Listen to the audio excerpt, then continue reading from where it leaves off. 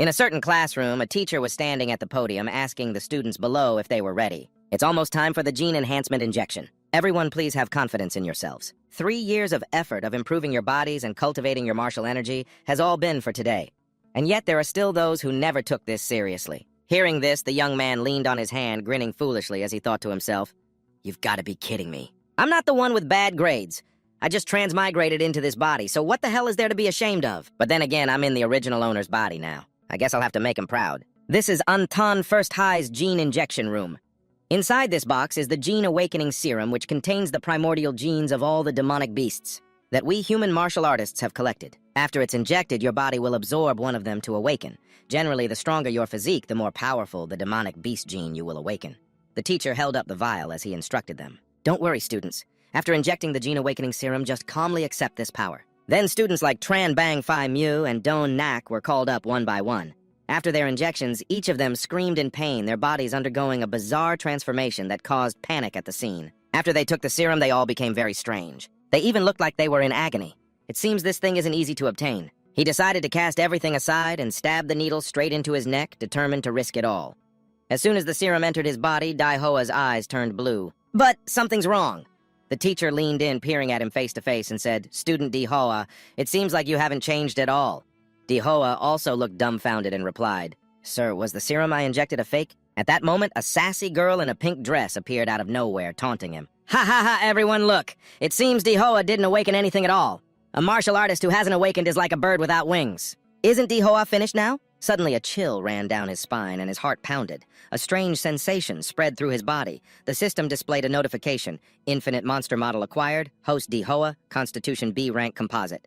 Martial arts standard issue student Chi refining art Lan Sun Fist Chi Gong. The girl in pink, hands on her hips, continued to pick on him. "What's the big deal? If you didn't awaken, you didn't awaken. What are you pretending for?" Di Hoa's body began to tremble violently and his voice changed. He warned, "All of you, get out of here now!" The girl confronted him. "Why should we? On what authority?" Di Hoa gritted his teeth and replied, "If you don't go now, it'll be too late." The moment he finished speaking, he let out a ferocious roar. A terrifying burst of power erupted, sending her and the nearby students flying. Everyone was thrown into chaos. The impact of that power is too strong. "Who awakened this aura? I can't withstand it. What did you do?" Some of them glanced over, thinking to themselves, "Is there someone stronger than me?" System display A-rank monster model. Legendary Demolock. Bloodline abilities Plague, Infection, Terra Breath, Thermonuclear Pulse, Nuclear Energy Absorption, Evolved Form Crimson Demolock. Can only be activated at 100% compatibility. Current compatibility 3%.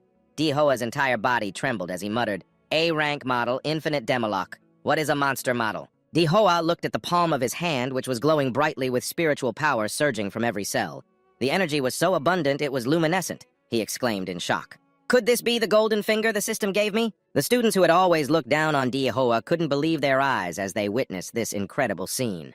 Was that really that worthless guy from just a moment ago? The guy standing next to him also had his eyes wide open.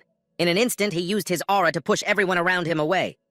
The two of them glanced at the girl in pink, the one who always bullied Di Hoa, now lying motionless on the floor. Her eyes were rolled back. They whispered, "Wang Tongtong was knocked out cold and she awakened a Tier 2 fire gecko.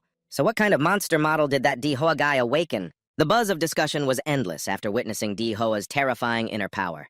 Those who used to mock him now could only bow down on the ground trembling in fear. With an innocent look on his face, Di Hoa scratched his head in embarrassment.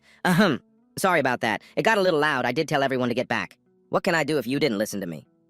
Just then, the school's broadcast system blared an announcement. The awakening injection period has ended. All awakened students are required to proceed immediately to the testing building to determine your demon beast gene and martial arts level. The scene changes to the testing building, which is equipped with many advanced breakthrough testing devices. The modern gene scanner can accurately identify the type of demon beast gene and the martial arts level of each person. The students entered the testing area one by one, and the results were quickly displayed on a large screen. Li Xin UN Class 12-8 awakened the Tier 3 Swiftwind Insect Demonic Beast bloodline. The crowd immediately buzzed with excitement. So lucky he used to be just average. Now he's the trump card of the class. A powerful bloodline is no joke. The next result was announced for another male student. So Chow 9th Dan Martial Apprentice awakened the peak Tier 3 Ice Demon Dragon bloodline. Everyone started chattering excitedly again. So Chow really lives up to his reputation as the top student in our grade. A 9th Dan Martial Apprentice who also awakened a peak Tier 3 Ice Demon Dragon. He's definitely going to be this year's top scholar for Antan City. Another beautiful female student drew just as much attention when her results were announced. Lu Wudong, 9th Dan martial apprentice, awakened the rare Tier 4 Nether Sparrow bloodline. The crowd erupted once more. Look, Miss Lu is also a 9th Dan awakened. Oh my god, a rare 4th tier Nether Sparrow. This is a true prime specimen, a 4th tier demonic beast. If it revealed its true form, it could destroy half the city. Ordinary martial artists are nothing but ants before them. Only a Grandmaster level expert would have the power to fight back. Meanwhile, it wasn't Dihoa's turn for the test yet, so he stood below looking up at the results board. He rested his chin on his hand, puzzled. Their monster models are all divided into 3rd tier and 4th tier. So why is mine Class A?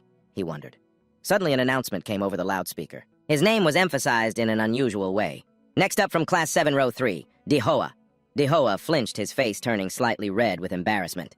Did they really have to call out my full name and stress every single syllable like that? Thanks to the earth-shattering display just a moment ago, it happened very quickly. Dihoa became the center of all attention and expectations. Admiring and awestruck gazes focused on him from all sides. The crowd automatically parted into 2 rows to let him pass. The whispers of admiration were endless.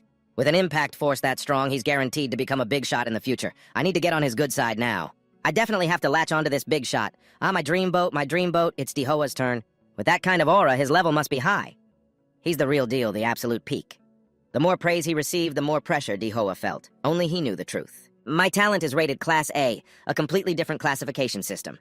He muttered, this world truly worships the strong in such a blatant way. Dihoa walked past the crowd chanting his name and went straight into the testing room with a calm, expressionless face. Meanwhile, the shouts and discussions outside continued unabated. This time, Dihoa is definitely going to make the whole class look up to him.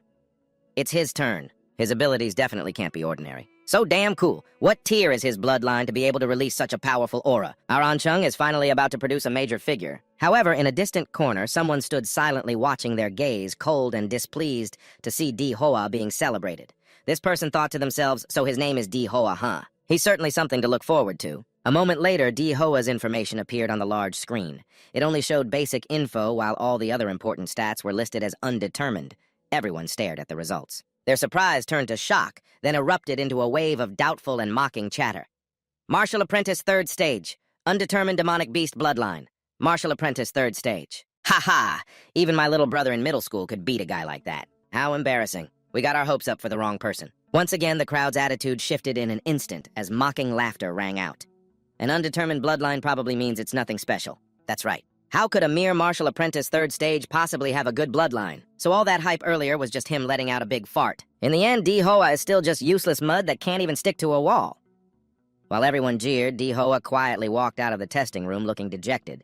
The young man muttered, the Damala wasn't detected by the scanner, but the infinite monster model system has been activated. A virtual system panel appeared in his mind again.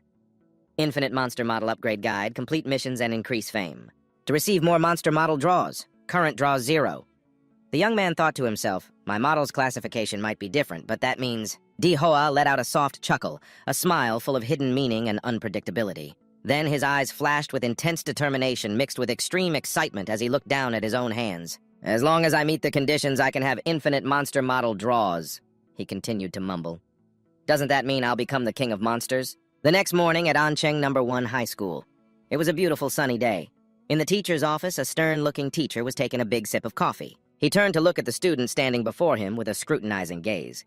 What you want to request a leave of absence to go home and study on your own, only returning to school for the college entrance exams. Dihoa stood straight, his feet spread apart and fists clenched, showing clear excitement and determination.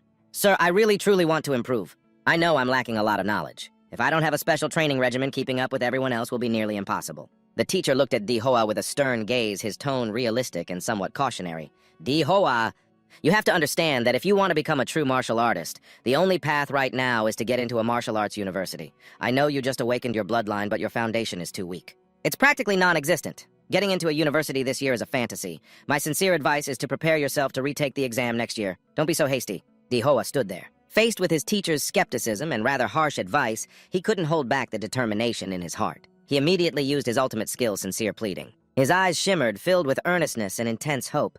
Sir, the harder it is, the more urgently I need to improve. You probably don't fully understand my potential. I've awakened an extremely powerful bloodline. Just give me the chance to train hard and I will definitely succeed. Please look into my sincere eyes. I am absolutely not lying. Dihoa's slightly over the top but sincere reaction made the teacher's heart soften.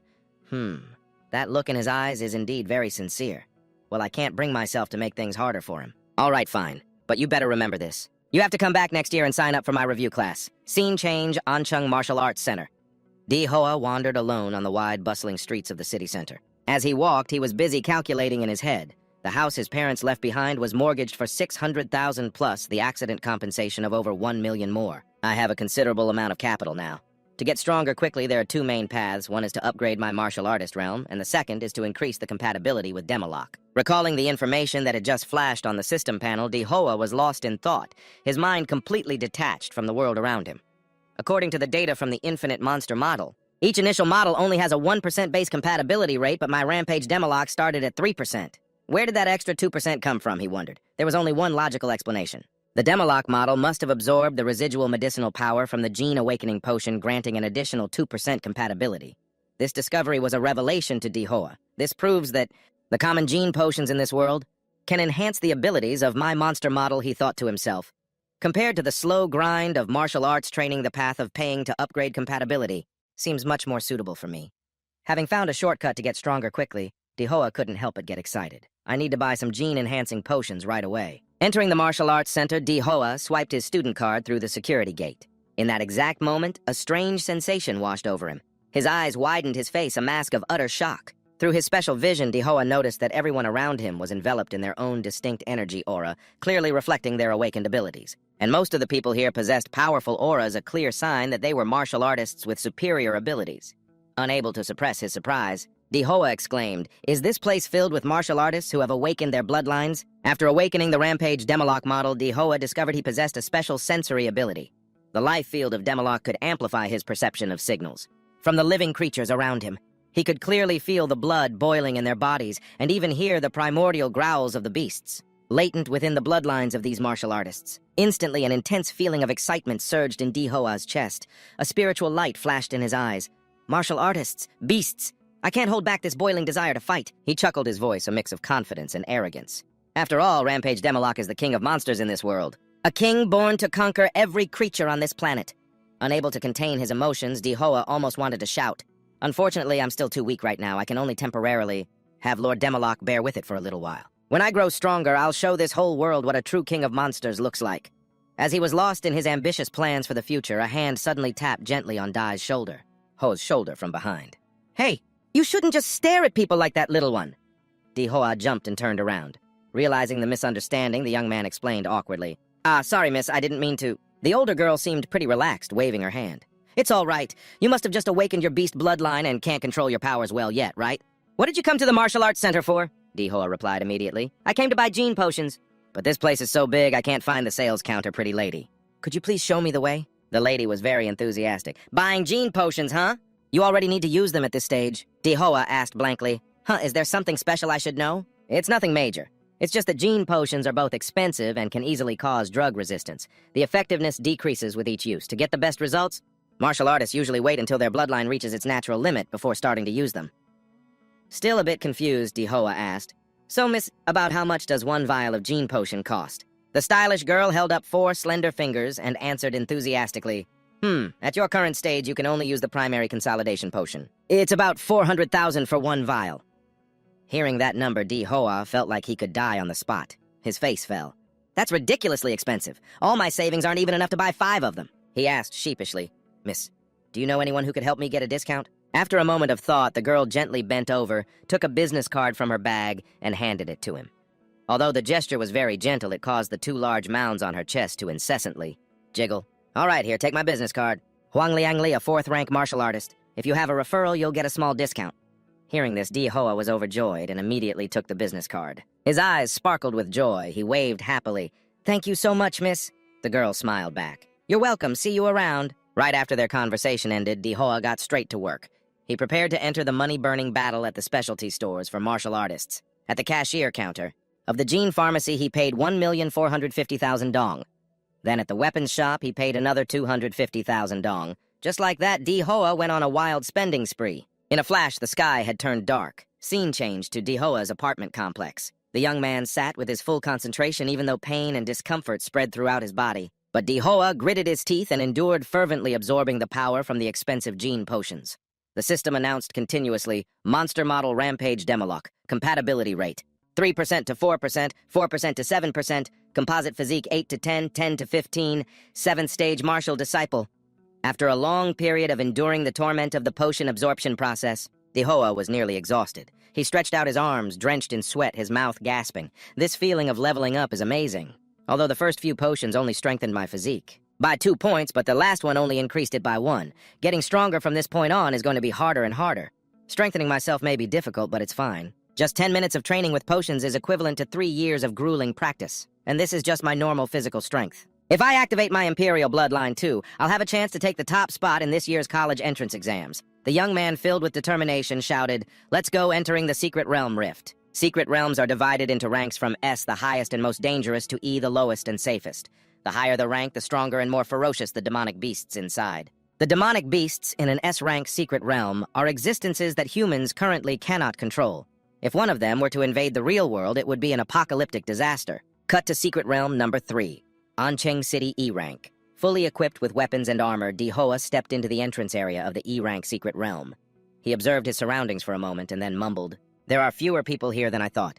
Probably because this secret realm was explored a long time ago. Most of the treasures have been taken, leaving only weak demonic beasts for rookies like me to practice on." The young man walked along the path and came across a small registration counter. "Hello, I booked a ticket for Secret Realm number 3. The woman in charge of this task didn't seem to care much. She listlessly handed the papers to Dihoa. "Sign this death waiver. Here's your ticket." The spatial gate leading into the secret realm appeared before Dihoa's eyes. An unstable vortex of energy emanated an ancient and dangerous aura. So this is a secret realm rift? This is my starting point to becoming the king of monsters. Without any hesitation, he got a running start and plunged straight into the spatial vortex, his heart filled with anticipation and excitement. Here I come. As soon as he jumped into the secret realm rift, the familiar three-dimensional world instantly vanished.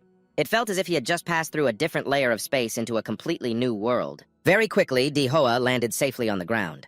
By natural reflex, he placed a hand on the ground and knelt on one knee, an extremely practiced move.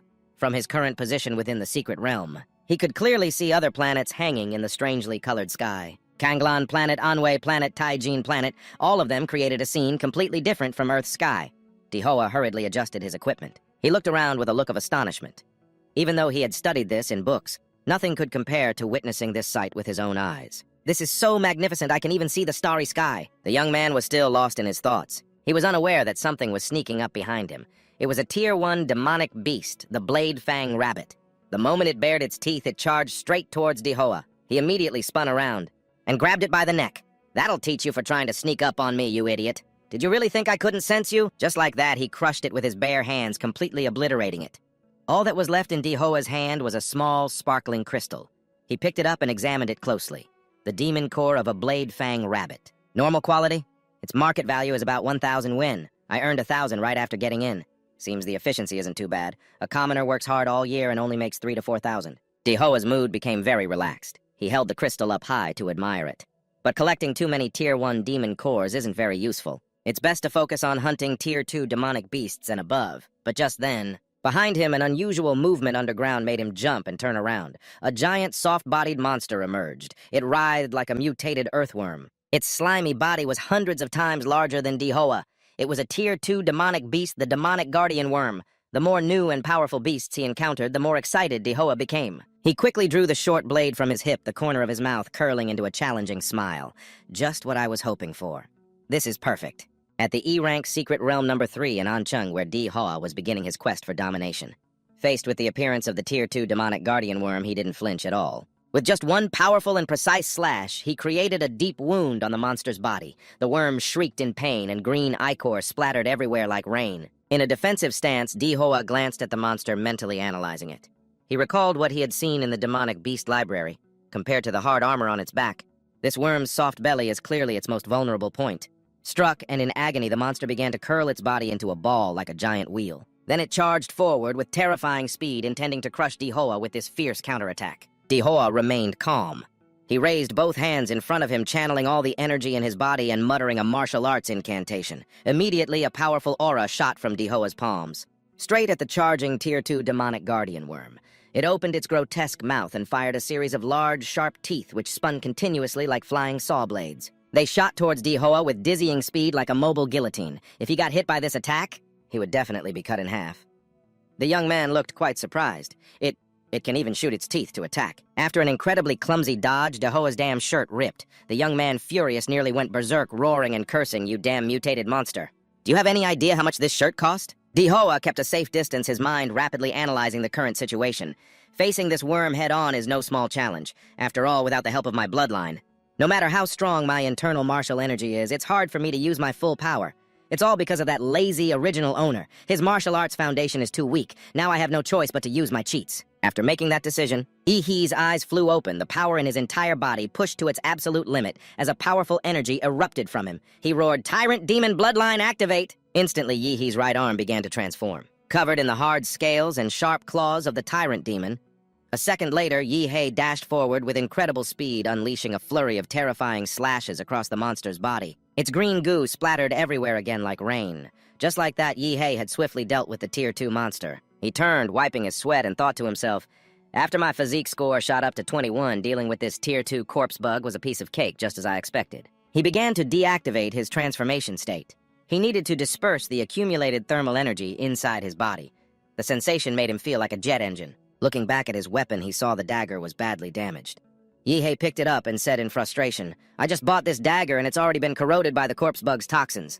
2.5 million for equipment of such poor quality. It's basically useless against a Tier 2 demonic beast. I have to go report this shop." Yi-Hei's empty stomach rumbled continuously. He rubbed his belly and muttered, "Hunting demonic beasts for the first time really takes a lot of stamina. I'm starving and I forgot to bring any rations." Suddenly, amidst his gnawing hunger, a strange, fragrant scent wafted into Yi-Hei's nose. His mouth began to water as he sniffed the air with his large nose, trying to pinpoint the source of the aroma. Just then, Yi-Hei realized the scent was coming from the mana core that had just dropped from the corpse of the Tier 2 corpse bug. He picked up the mana core, held it up to his face, and muttered, "It's a mana core. The corpse bug's mana core. And it smells pretty tempting." Thinking for a moment, Yi-Hei opened his mouth wide and tossed the green mana core straight in. "Whatever, let's give it a try!" He swallowed it in one gulp. As soon as the mana core hit his stomach, it released a brilliant spiritual power that spread throughout his body, taking immediate effect. The system panel appeared with a notification, Tyrant Demon Model Compatibility 7%. It then updated to 7.3%. A much stronger aura burst from Yi-Hee's entire body. He glowed as if he'd just swallowed a flashlight. Yi-Hee said in amazement, It even increased my compatibility." A look of pure joy instantly appeared on his face. He clenched his teeth, his eyes shining with excitement. Awesome, spending hundreds of thousands on a gene potion only increases compatibility by 1%. But just eating this one green mana core increased it by 0.3%. That means 3 or 4 of these are equal to 1 gene potion. Then that means the white mana core from that blade rabbit earlier must have been worth at least 1% compatibility. At this thought, Yi-Hei felt like he was about to cry from the emotion of it all. 2 streams of tears born of financial regret streamed down his cheeks. Damn it, my money, all that money. He quickly regained his composure, pointed a finger to his forehead, and said, "Channel the pain into motivation." He declared heroically, Yi will hunt to my heart's content tonight." Within minutes, an invisible but powerful shockwave emanated from him, sweeping across a vast area of the forest. It was just like a radar pulse. He shouted, "Activate biofield." It wasn't until noon the next day that Yi-Hei finally left the E-rank secret realm. His system reported the results. Tyrant Demon Model Compatibility 9%, Composite Physique 15.8. As Yi-Hei casually walked out of the space gate, he thought, after my compatibility reached 9%, eating any more white mana cores won't increase it further. Now I can only sell them for cash. A short while later, at the exchange counter in front of the secret realm's gate, Yi-Hei poured out a pile of glittering mana cores, a total of 20 white mana cores and 4 green ones. The person in charge of the counter saw this amount. He was completely stunned. He's clearly just a high school student. How could he possibly get this many mana cores? The other people in line behind him were also amazed by Yi-Hei's haul, looking on with a hint of awe. Yi-Hei stood at the counter and said to the staff, according to government regulations, martial artists have to hand over a portion of their harvest. I'll take back 1 green mana core and turn in 5 white ones. He calculated in his head, that's 200,000 yen in my pocket. Scene change to City D rank secret realm number 4. This place is a desolate, ruined area. At its center is an old, half-collapsed building. Right next to the building is a spatial rift. It's much larger than the one in the E-rank secret realm, forming a frightening blue vortex of energy, the entrance to the D-rank secret realm. It's a beautiful sunny day. Nearby, a brand-new gleaming convertible sports car is parked. A man in a blue shirt and sunglasses sits in the driver's seat and calls out, "Captain Lin, we have to complete the mission this time. The bounty for the Blood Jade Flower." "Right, Lin He," a Tier 2 martial artist replied. "Last time we went in, we already determined the basic location of the Blood Jade Flower. But unfortunately, Old Chen was seriously injured by a demonic beast, so he can't enter the secret realm with us this time." A woman in the team crossed her arms looking concerned and asked, "So our team only has 5 people now?" Following that, another man with a buzz cut also spoke up. "That's right. But according to the rules, a squad needs at least 6 people to enter a D-rank secret realm." Lin He turned around and replied confidently, "Don't worry, I've already contacted a broker. They introduced a new expert to us." He pointed towards a figure slowly approaching, dressed in somewhat shabby clothes. "He doesn't look like an expert at all." This young man was none other than Yi Hei. Everyone on the team looked skeptical. One person asked, "Are you Dizia, the 9th Dan Marshal disciple?" Yi Hei, looking a bit sloppy, picked his nose while giving a cheeky grin and replied, "That's right." But inside, he thought, "Because I'm just a student and don't have the official qualifications to enter a D-rank secret realm, I had no choice but to go to the black market and spend 100,000 to fake an identity and join a team. So expensive. Man, my bad luck is really following me all the way here." Lin He frowned slightly, his expression a little concerned, as he looked at the alias Yi He had chosen, Dizia. This name, well, doesn't sound very good, Lin He thought. But Yi He just shrugged, feigning helplessness. "Can't be helped. Just read it, Captain." With that, Yi He acted as if he couldn't care less about the name. Lin He cleared his throat and said clearly, "All right then, whatever. After all, it's just an alias. And with your current 9th-level martial artist ranking, you don't even qualify to enter a secret realm of this level. But our squad decided to give you a chance to come along, observe, and gain experience. In return, you are absolutely forbidden from getting in our way. Is that clear?" Dizia replied curtly with a nonchalant whatever attitude. He thought to himself, a team leader's responsibility is to explain everything clearly and thoroughly before a mission begins. He seems quite reliable. Unlike those who just panic when something happens, everything has been properly arranged. Dizia and the other squad members quickly boarded the all-terrain vehicle. "All right, let's move out. This time we must find the Blood Jade Flower." Just a moment later, the team passed through a spatial gate, setting foot on a strange planet. The ground that appeared before them was desolate and barren with no sign of green trees. Team leader Lam Ha looked at his locator and announced, "The Blood Jade Flower is in the oasis up ahead. Be careful. There's a second-tier demon beast with a powerful bloodline guarding it." Dizia sat in the vehicle, resting his chin on his hand, his gaze distant as he looked out the window. Last time it was a rainforest, now it's a desert. These secret realms really do connect to very different worlds. Just as the vehicle drove deeper, a pack of beasts resembling starved wild wolves with earth-colored fur suddenly rushed out from both sides, chasing after the vehicle. A squad member in the back was on high alert. He immediately reported, "Captain, it's a pack of earth demon rats. They're closing in fast, and we're the target." Lam Ha remained calm and gave a decisive order, "Hoduk, take care of them." Hoduk acted instantly. He brought his hands up to his chest, and in the blink of an eye, sharp, short blades appeared on the back of his hands. Hoduk swung his arms forcefully behind him. The daggers, filled with spiritual energy, shot out like lightning, embedding themselves straight into the heads of the earth demon rats, causing them to explode on impact. The spiritual energy detonated on contact, blowing the rats' heads to pieces. Blood and flesh splattered everywhere. Their agonizing screeches echoed across the desolate desert, but Dizia's group's vehicle continued onward at full speed. Hoduk sat back down, retracting his hands without any change in expression. He reported curtly, "Problem solved." Dizia glanced at his teammates, silently assessing him. Specializes in bladed weapons and throwing knives. He turns them into mini-bombs on contact, fast and clean. That skill is really potent. The vehicle continued its journey, after a while from a distance. Signs of a lush green jungle began to appear, a complete contrast to the desert they had just crossed. The sky on this planet was strange. You could clearly see many other planets floating in the air, unlike the sky on Earth. Once they confirmed they were near the target, the team decided to stop the vehicle. Everyone disembarked quickly, weapons at the ready. Ready to enter the danger zone. Dizia trailed behind his face, still showing a hint of nonchalance and fatigue from the journey. He asked the captain curiously, "Why don't we just drive right in?"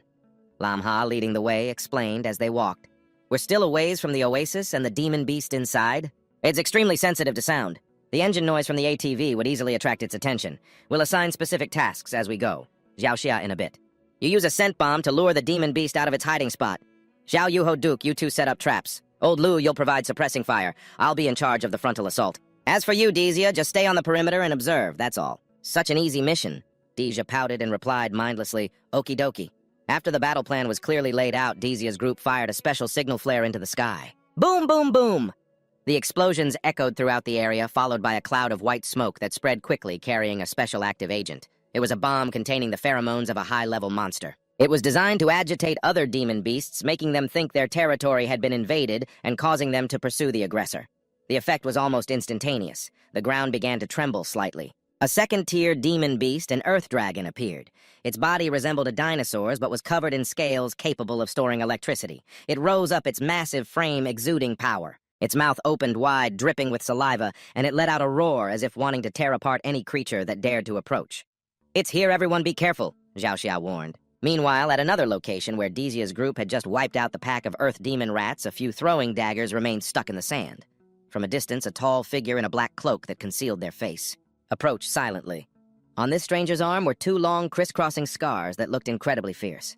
He bent down and picked up one of Hoduk's blood-stained daggers. As the strange figure gradually emerged from behind the cloud of sand, it was revealed to be a bald old man wearing a cool-looking pair of sunglasses, yet he carried an unsettling air about him. The old man stuck out his long tongue and gave the blade of the dagger he'd just picked up a perverted lick. His eyes were filled with murderous intent and a crazed bloodlust as he let out a savage laugh.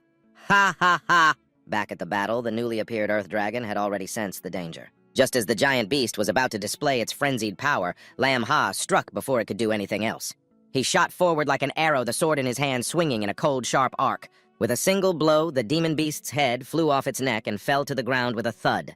The massive monster's corpse crashed down, green blood gushing out instantly. Zhao Xia, the only girl on the team, ran over breathlessly to report, "Captain Lam, the rear has been dealt with as well. We finally did it." Standing before the enormous corpse he had just felled, Lam Ha majestically rested his sword on his shoulder, the corner of his mouth curling up in a confident smirk.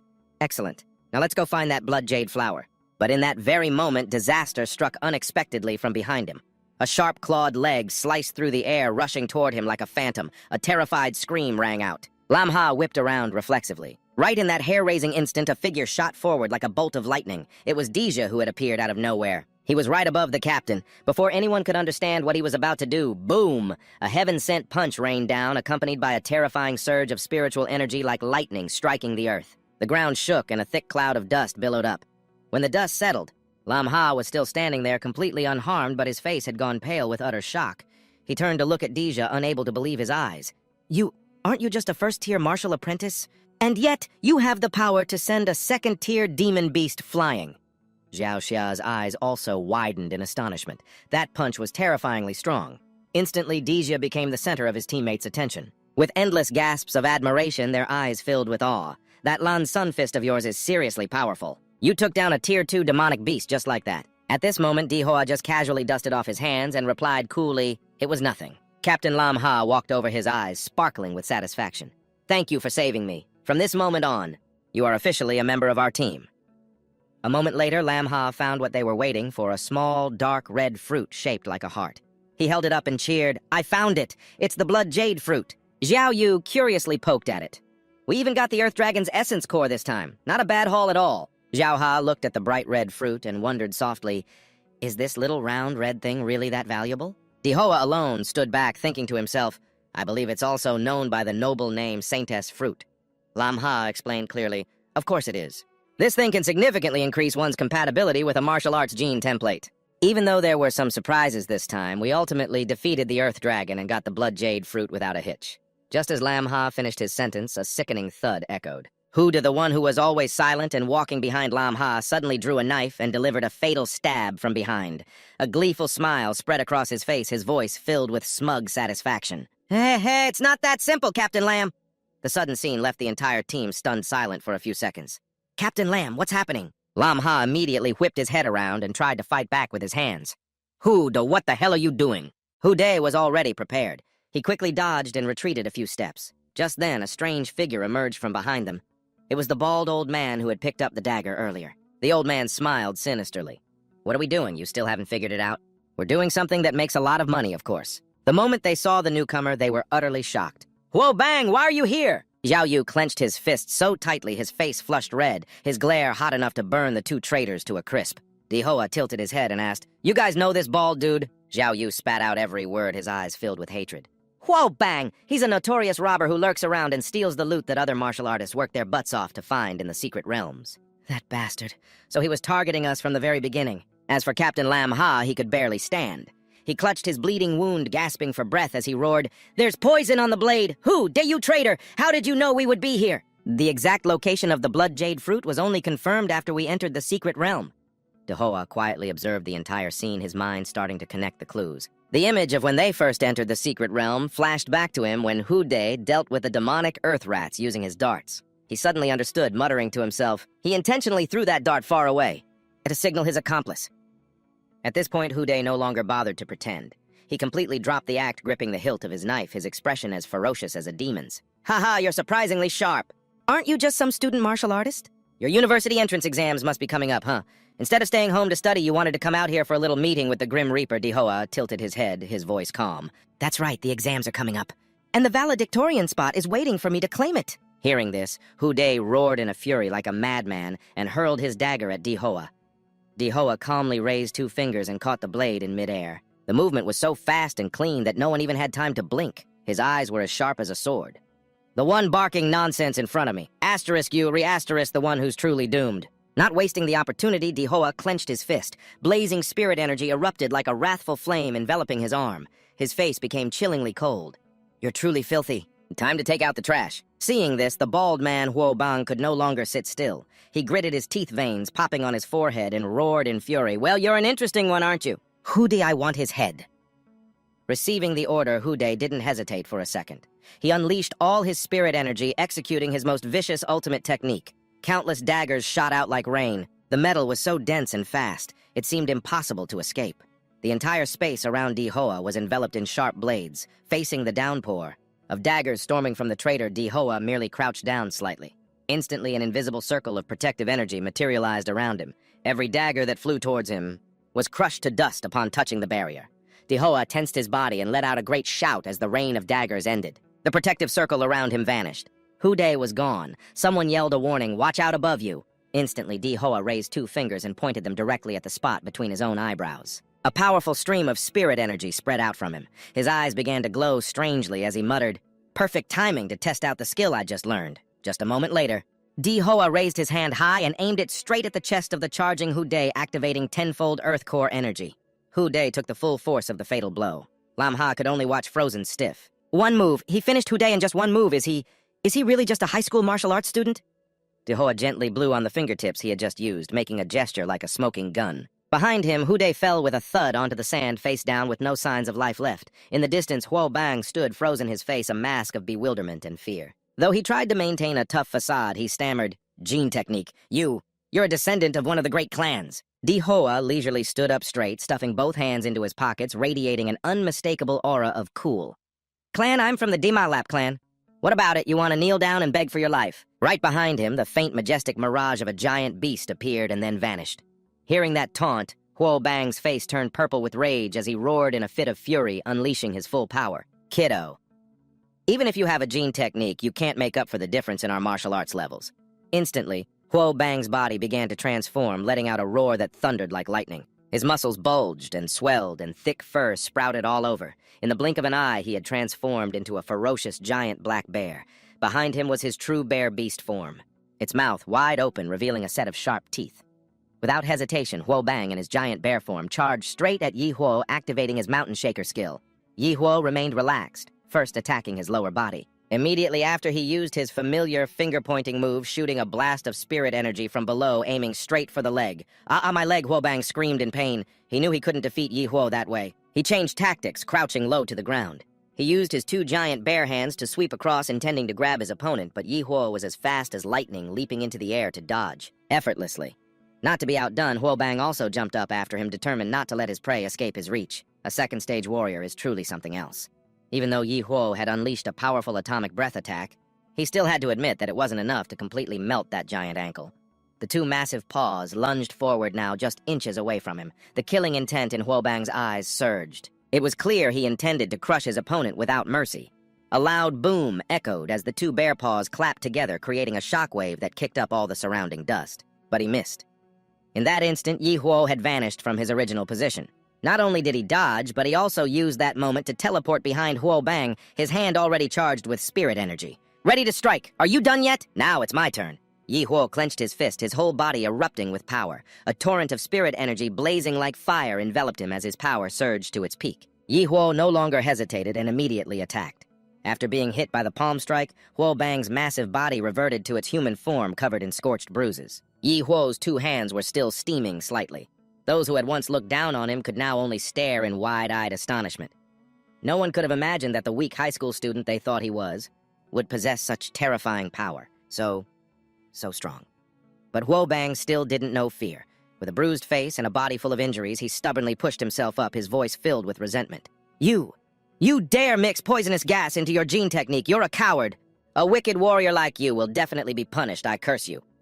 He had clearly misunderstood the nature of Yi Huo's power, and that curse was the last straw. Yi Huo's eyes flew open, a brilliant red light flashing within his pupils. He clenched his fists, his voice low and chilling to the bone. Many have wished to curse me. Who the hell do you think you are? At the Ancheng Central Stadium, the biggest university recruitment event of the year was underway. To celebrate this event, the state had mobilized a whole squadron of performance aircrafts. Banners and flags fluttered everywhere. A passionate voice boomed from the speaker system. Welcome everyone to the annual Advanced Warrior Selection. I have just one thing to say, may your martial path be glorious. The man holding the mic was a handsome and dapper male MC standing before the live cameras. Behind him, the stands were packed with people and a fervent atmosphere spread throughout the stadium. This year, the exam will take the form of direct one-on-one combat in the arena. Contestants will be randomly matched for a single elimination tournament. Win and you move on, lose and you're out. The exam lasts for 3 days. The first 2 days are the preliminary rounds where each contestant must overcome 3 grueling matches. Those who remain will enter the decisive third day to compete for the single top scorer position.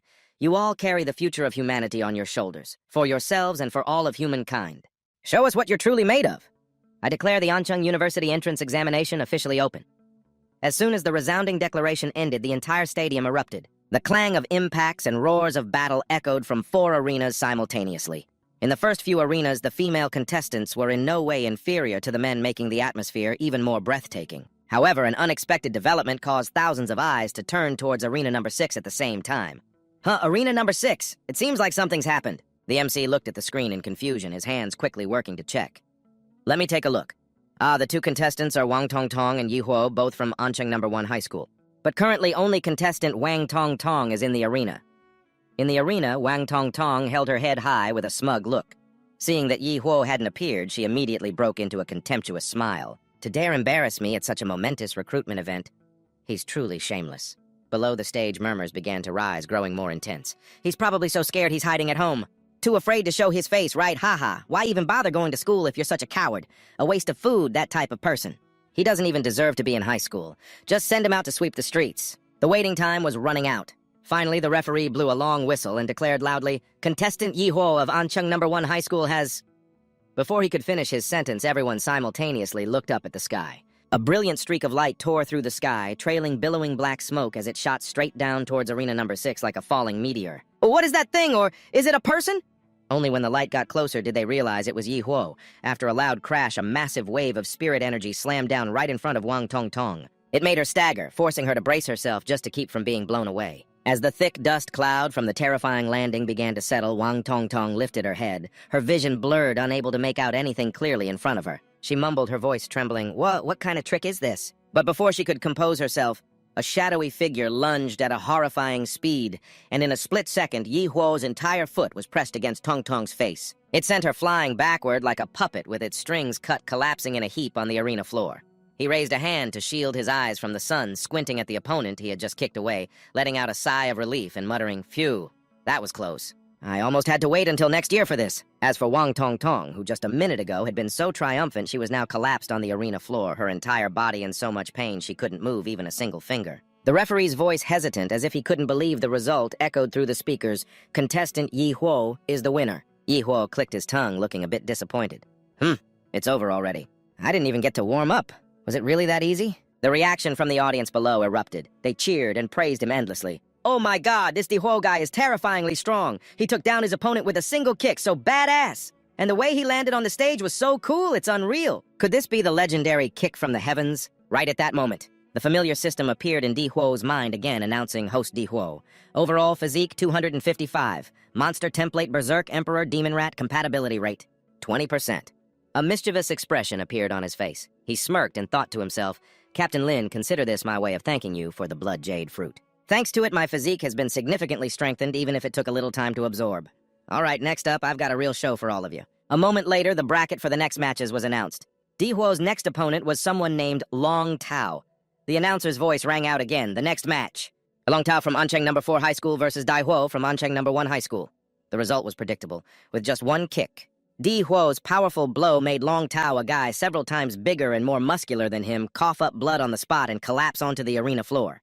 The announcer's voice rang out again with its familiar tone. Di Huo is the winner. Every time Di Huo won, the crowd below would erupt in excitement. Cheers echoed throughout the stadium. Dihuo, Dihuo. Every match, all it took was one incredibly decisive and powerful kick. He's basically one kick man, so awesome.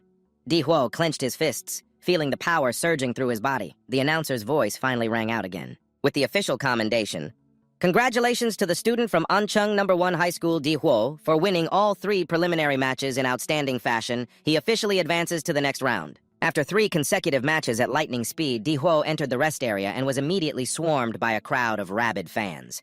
His incredibly skillful fighting style had attracted a ton of attention, and a barrage of invitations rang out continuously. "Dihuo, are you interested in learning a little about our Dongshan University? We have a lot of great perks. Hey, Dihuo, add me on Facebook. Hey, student, even though we're just a private university, our grants and scholarships are extremely generous. Just take a look, okay? Student Dihuo, our university is in dire need of powerful talents like you, Dihuo. Have you decided which university you want to apply to yet?" Despite the many tempting offers awaiting him, Dihuo seemed to have already made his own decision. He glanced around the crowd, his determined gaze finally stopping on someone in the middle of it. His voice rang out clear and firm. "My preferred university, you ask? Sorry, but my goal is to get into Huadu University."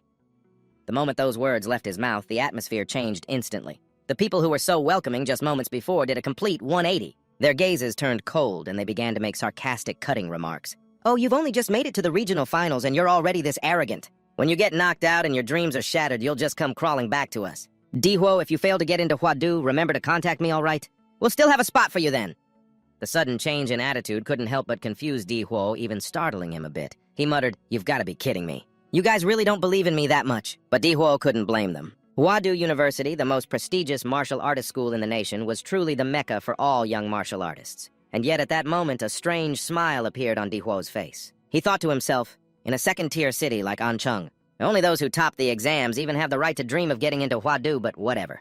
In this world of martial artists, strength is the only truth. You all just wait. When I win the championship, we'll see what you have to say then. As soon as he broke free from the crowd of recruiters, Dihuo was blocked by 2 serious-looking men in black suits. One of them presented an official ID, his tone both formal and pressuring. "Student Dihuo, please cooperate with us. We need to re-verify your martial artist level." Dihuo shrugged, unconcerned, and handed his student ID to the bald man for inspection. The man looked at the information on the card and exclaimed in shock, "A level 9 martial apprentice. How is that possible, student Dihuo? Your file says you were still a level 3 martial apprentice just half a month ago." Dihuo rested a hand on the bald man's shoulder and squinted a look of annoyance on his face. "Oh, so I'm not allowed to improve that quickly in just a few short months? What are you guys accusing me of cheating?" The bald man didn't flinch and continued to question him. "After checking your schedule, we found that you frequently visited an E-rank secret realm. Why would you go to such a dangerous place? Right before this important exam." Faced with the difficult question, Dihuo suddenly transformed into an A-list Hollywood actor. He put on a pained expression, his gaze distant and his voice low and sorrowful, yet filled with resilience. "Excuse me, gentlemen, please allow me a moment to compose myself. Before my father passed away, he told me that to surpass the limits of humanity, one must stop being human. That's why I've been constantly fighting, training myself in the harshest secret realms. During one life-or-death battle, I suddenly broke the seal on the latent genes within my body. It might sound unbelievable, but it's the truth." Hearing Dihuo's dramatic explanation, the 2 inspection officers stood there stunned. Their faces went pale. Cold sweat beaded on their foreheads as they stammered, unable to believe what they'd just heard. "What did you say you broke the gene seal?" The 2 of them immediately dropped their serious demeanor and hastily turned to leave. They kept muttering, "No way, this is too absurd. We have to report this to our superiors immediately." Dihuo stood there, his eyes pensive as he watched their retreating figures. He bit his lip, a sense of irritation rising within him. He never expected to accidentally become the center of everyone's attention. What a pain. He pulled out his phone and started scrolling aimlessly. But all the news feeds were flooded with clips of families sending well wishes to their children participating in the exam. "Do your best, son. Sweetheart, just trying your best is enough. Old Wang, when you come back with first place, we'll throw a huge party."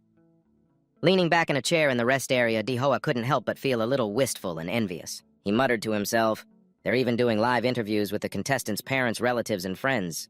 His gaze lingered for a moment, a hint of loneliness on his face. Dihuo pressed his lips together, feeling like he had no one to cheer him on.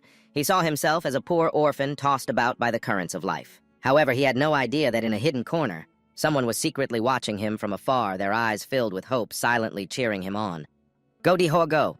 It was his homeroom teacher, the one who had allowed Dihuo to study from home. After a short break, the loudspeaker crackled to life again, signaling that it was Dihuo's turn to continue his journey.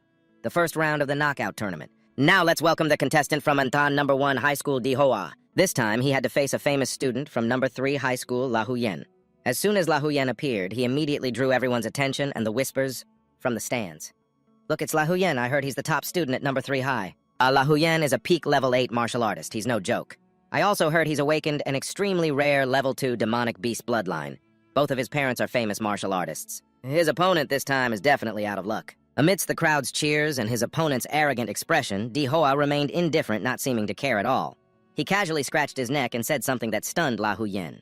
You can go first. This challenge full of contempt was like a hard slap to La Huyen's face, making him feel deeply humiliated. La Huyen gritted his teeth, his voice low as a murderous aura radiated from him. Ha, you don't know who I am, do you? Faced with that furious aura, Dihoa just shrugged and replied in a tone so casual it was almost taunting. Whether I know or not, does it really affect the outcome of the match? La Huyen completely lost control. He roared in anger, the spiritual energy inside him erupting so violently it seemed about to explode, causing the entire arena to tremble under the immense pressure. Ha ha, you're not wrong, but in the end I'll be the one who wins. The moment he finished speaking, he channeled all his strength into his right arm, his fist clenched, emitting an intense energy glow like a raging beast. La Huyen roared and charged straight ahead. I hope you're lucky enough not to die on the spot. In that instant, he activated his rare bloodline ability. His right arm transformed completely, becoming a massive pitch-black demonic beast arm covered in steel-hard scales and sharp claws. In a flash, that terrifying arm shot straight towards Dihoa's face, an attack meant to end the match instantly. But Dihoa wasn't scared. He didn't flinch at all. He calmly raised his hand, and with his bare hand caught the charging demonic fist. Dihoa's voice was a low growl, just loud enough for the two of them to hear, "Your power isn't half bad. But you're a long way from that old bald guy Huo Bing." With what seemed like a simple squeeze, he caused La Huyen so much pain that his face went white and cold sweat poured down. He trembled as if he were facing a true monster. "Ah! My hand!" he managed to cry out, his voice stammering in terror. Dihoa didn't miss the opportunity, raising his other arm. He gathered his strength and brought it down in a powerful chop like a sledgehammer. A terrifying force accompanied by a blinding stream of spiritual energy slammed down. La Huyen's entire body was smashed hard into the arena floor. The ground around him cracked like a spider web. Dihoa stood there with a cold, cruel, and arrogant smile, looking nothing like a contestant. And just like that, the referee announced, "Antan number 1's Dihoa wins." The murmurs from the crowd grew louder, and the spotlight was now entirely on Dihoa. It only took one move. And he defeated the seed player, La Huyen. Damn, La Huyen's aura was pretty strong. How'd he end up on the ground in a second? His strength is on a completely different level from the other contestants. The gap is just too wide. Dihoa, ever the nonchalant one, just stood there cleaning his ear as the girls in the crowd went wild. "He's so handsome, hubby, I want to have your babies." The entire stadium erupted. Even though he used his hand this time, it still only took one move. "He's too strong. He truly lives up to the name One Kick Man Dihoa. I'm starting to become a fan. Dihoa will definitely make it to the finals." One after another, injured contestants were carried off the stage either crippled or unconscious. In a hidden corner of the arena, a student watched silently, his gaze fixed as if he had realized something. He muttered, full of doubt yet tinged with respect. "So that's Dihoa. As expected of the one I've got my eye on. I will definitely defeat you in the final match." Meanwhile, in the special surveillance room of the Dihoa Do Admissions Committee, Dihoa's explosive performance had caught the attention of several important figures. An authoritative man pointed at the screen. His loud, cold voice echoed, "Within half an hour, I want his entire file." Immediately, his subordinates replied in unison, "Yes, sir," and acted without hesitation. At the same time, in another arena, the atmosphere was heating up by the minute. The MC enthusiastically yelled into the microphone, "The second match of the promotion round is about to begin." The center of attention in the stands are two beautiful and striking girls, so much so that the whole arena is buzzing. Damn, a battle between two genius beauties. You gotta keep your eyes peeled for this. One of them is the girl with long wavy hair and a fashionable short skirt. Tat Tio Lin, the queen of number 2 high school. Her crimson lips are curled into a disdainful smirk. She points directly at her opponent. "Miss Liu, I absolutely hate that robotic look on your face." Opposite her is the ice queen Liu Qingzhu from number 1 high school. In contrast to the provocation, she remains coldly silent, her eyes like a frozen lake. Down in the stands, the crowd is getting fired up. I love watching beautiful girls fight, I'm drooling. "Shut up, you perverts." The referee's whistle blows sharply, signaling the start of the match. Qingzhu's silence only makes Thieu Lin's blood boil. Without hesitating for another second, she immediately lunges forward, unleashing a storm of kicks. "Fine! Let's see if you can keep that look on your face when I pin you to the ground." Qingzhu doesn't let herself be cornered. She calmly raises her hand, converting her energy into a shimmering circle of spirit power that appears before her. She shouts, "Liu family martial skill, profound binding seal." That layer of spirit energy swirls and shoots out, pressing down on Thieu Lin's attacking legs. A blinding light completely suppresses the force of her blows, even as Thieu Lin continuously leaps high into the air. Attacking with both hands and feet, Thieu-Lin finds Qingzhu still calmly parrying her blows. During the spectacular mid-air battle, Thieu-Lin's eyes flare with killing intent as she roars in anger. Get serious! However, it's clear Thieu-Lin's attack isn't as effective as usual. The moment her hand touches Qingzhu's chest, her entire arm is instantly trapped in the circle of spirit energy. Caught off guard and restrained, Thieu-Lin's face pales in horror. Inwardly, she screams, "Damn it, I fell for the trap!" Unable to pull her hand from the swirling energy, she completely loses the initiative. This is the golden opportunity to finish it. Qingzhu says nothing more, focusing all her spirit energy into a punch that erupts with brilliant light. The battle between the two girls not only leaves the audience breathless, but also makes the MC unable to contain his excitement. A Xuanhuang martial skill. For a college entrance exam candidate to have mastered a Xuanhuang martial skill, with talent like this, she doesn't even need to prove herself in the exams. She could get a special admission into Hua Duo right now. But Thieu-Lin refuses to be overpowered. She immediately summons her beast form. Behind her, the true form of a ferocious tiger appears roaring madly as her body completely transforms. Sharp fangs and claws radiating the aura of a wild beast preparing to hunt. This girl has tamed a king-level bloodline, the third-tier Terror Phantom Tiger King. Before he could finish his sentence, the surroundings were in an uproar. King-level bloodlines are already difficult to control, let alone a ferocious beast like the Terror Phantom Tiger. This makes the true strength of that girl immediately become a huge question mark. No one dares to underestimate her. On the stage, while still holding the upper hand, Thieu-Lin doesn't hesitate to provoke her opponent. "Show me your Nether Sparrow bloodline." But instead of a powerful response, Qingzhu just lets out a light sentence. "This is enough." That reply is the last straw, causing Thieu-Lin to explode with rage. "This is enough! How dare you speak to me like that? Do you really think any martial artist out there can stand against me?" The stage instantly turns into a fierce battlefield. Thieu-Lin throws a punch at her opponent's face, but Qingzhu easily dodges. Without stopping, Thieu-Lin uses both her hind legs to lunge forward. Her sharp claws, enhanced with spirit energy, sweep straight towards her opponent's lower body. But just then, Qingzhu chants an incantation, raising her hand to her brow. Her eyes glow brightly as she shouts, "Primordial Jade Pool Finger." With a single point of her finger, a circle of spirit energy envelops Thieu-Lin's sharp claws. The MC yells into the microphone, his voice a mix of excitement and tension. Liu Qingzhu's and Tat Thieu-Lin's martial auras are clashing violently. The arena is filled with a cloud of dust. In the end, who will be left standing? The audience below is on the edge of their seats. Everyone tense their eyes glued to the thick smoke. As the dust gradually settles, a figure emerges. It's Tat Thieu-Lin. She stands there, her hair fluttering, her expression firm, but showing a hint of exhaustion. The excited MC shouts, "It's Tat Thieu-Lin, she's still standing in the ring!" But then his voice drops. Wait a minute. Thieu-Lin doesn't look right. Her eyes roll back, her face pale. She collapses like a broken doll falling to the floor. The only one still standing tall is Liu Qingzhu. The MC is stunned. Tat Thieu-Lin has collapsed from exhaustion. Liu Qingzhu is still standing to defeat Thieu-Lin, who is also a level 9 martial apprentice and has awakened a king-level bloodline using only martial skills. "She's just too strong, truly a once-in-a-thousand-years genius." A clear announcement booms from the speakers. Liu Qingzhu wins. Below on the online forums, a flood of comments erupts. "Holy crap, Goddess Liu is too strong, she's my idol. I declare her the champion of Antan City." Anyone object to those who say she can't be champion? Do you even know what her bloodline is? It's the 4th-tier Nether Sparrow? A 4th-tier bloodline. What kind of monster is this? Normal martial artist wouldn't stand a chance against her. Next up is the draw for the quarterfinals, the speaker announces. Dihoa representative of Antan No. 1 school has been called. He walks up, his demeanor calm, neither rushed nor tense. He simply places his hand into the lottery box and pulls out a ball with a letter carved on it. He raises the ball to his eyes, slightly raising an eyebrow. "A?" Just as he says it, another student approaches with a friendly smile. "I got A too. Looks like we'll be facing each other." The tall boy smiles and introduces himself as naturally as if they'd known each other for a long time. "I'm Shen Guan from Tan Fong Private Academy," Dihoa replies curtly. "Dihoa Antan No. 1.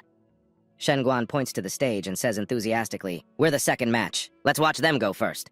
The speaker's voice rings out again, signaling the opening match of the quarterfinals. Luo Shi of Tan Fong Private Academy versus Su Zhou of Antan No. 1. On the large screen is the image of Luo Shi radiating an intense aura, his spirit energy flowing around him like water. His hand gripping his sword, Shen Guan watches and says, "Luo Shi is very strong. He's a returning student this year, focusing solely on the Hua Duo exam. He's mastered his awakened bloodline, but against that Su Zhou, he's still helpless." Dihoa can't hide his surprise. "Su Zhou?" His gaze shifts to the screen, looking closely at the familiar face. Shen Guan glances over with a smile. "Yeah, he's from your school and you don't know him." Just then, the speaker announces the result. Antan No. 1 High School's Su Zhou wins. In the coach's area, the principal of Tan Fong Private Academy grits his teeth in anger. His hands clench the armrests as if to shatter them. "Damn it! We lost the very first match!" Hoa turns to his new acquaintance and asks, "How does Luo Shi compare to you?" Then Quan didn't answer him right away. He just chuckled, scratched his head, and said with a bit of bashfulness but full of confidence, "Compared to me, haha, I'm the president of the grade 12 martial arts club at Tanpong. In terms of combat power, those other two teammates of yours couldn't beat me even if they teamed up." He glanced over at Hoa. "In this exam, I think you're the strongest opponent. I've had keen senses since I was a child.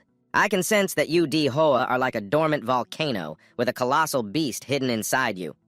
Right after that, Thon Quan broke into a relaxed smile. "Come on, it's our turn. Announcer, the 8 strongest contestants of the promotion round, the second match. Then Quan from Tan Pong Private Academy versus Hoa from Antan number 1. At that moment, the arena's speaker system blared in unison. The quarterfinals of the Antan University entrance exam are entering a breathtaking stage. The battle between 2 outstanding candidates, then Quan and Hoa, every clash between them unleashes a terrifying energy field so powerful that even the audience below has to raise their hands to shield themselves from the pressure of the overflowing combat chi. The MC couldn't hide his excitement. "This is clearly a battle between 2 evenly matched opponents." At the center of the energy storm, then Quan clenched his fists, his sharp gaze following his opponent's every move. In just a fleeting glance at the drops of blood flying through the air, he immediately realized, a nosebleed how? A characteristic sign of a bloodline ability. He's activating something very dangerous. Then Quan hissed, his face darkening with a murderous aura. He stared intently at Hoa and said, "This is really strange. You can attack directly at the cellular level." On Hoa's side, he remained in a defensive stance, his gaze calm and observant. He thought to himself about his opponent. Chi martial arts can create a barrier that can even block radiation. This martial art is truly incredible. Despite facing an overwhelming force, Hoa still wore an interested smile, his eyes shining brightly, not giving his opponent any more time to strategize. Then Quan unleashed his chi, his whole body erupting with a force so powerful that the ground itself trembled. From his sturdy hands, a stream of chi erupted into the shape of a giant fire serpent. It opened its maw and spewed a violent, poisonous gas. "Then let me show you the Than family's traditional martial arts." With those words, he roared as he unleashed his Xing Yi Quan technique. 2 punches blazing like shooting stars hurtled towards Hoa with full force. Hoa couldn't hide his surprise. "Too fast. This is beyond my calculations." In that instant, he couldn't dodge in time and took the full force of the blow.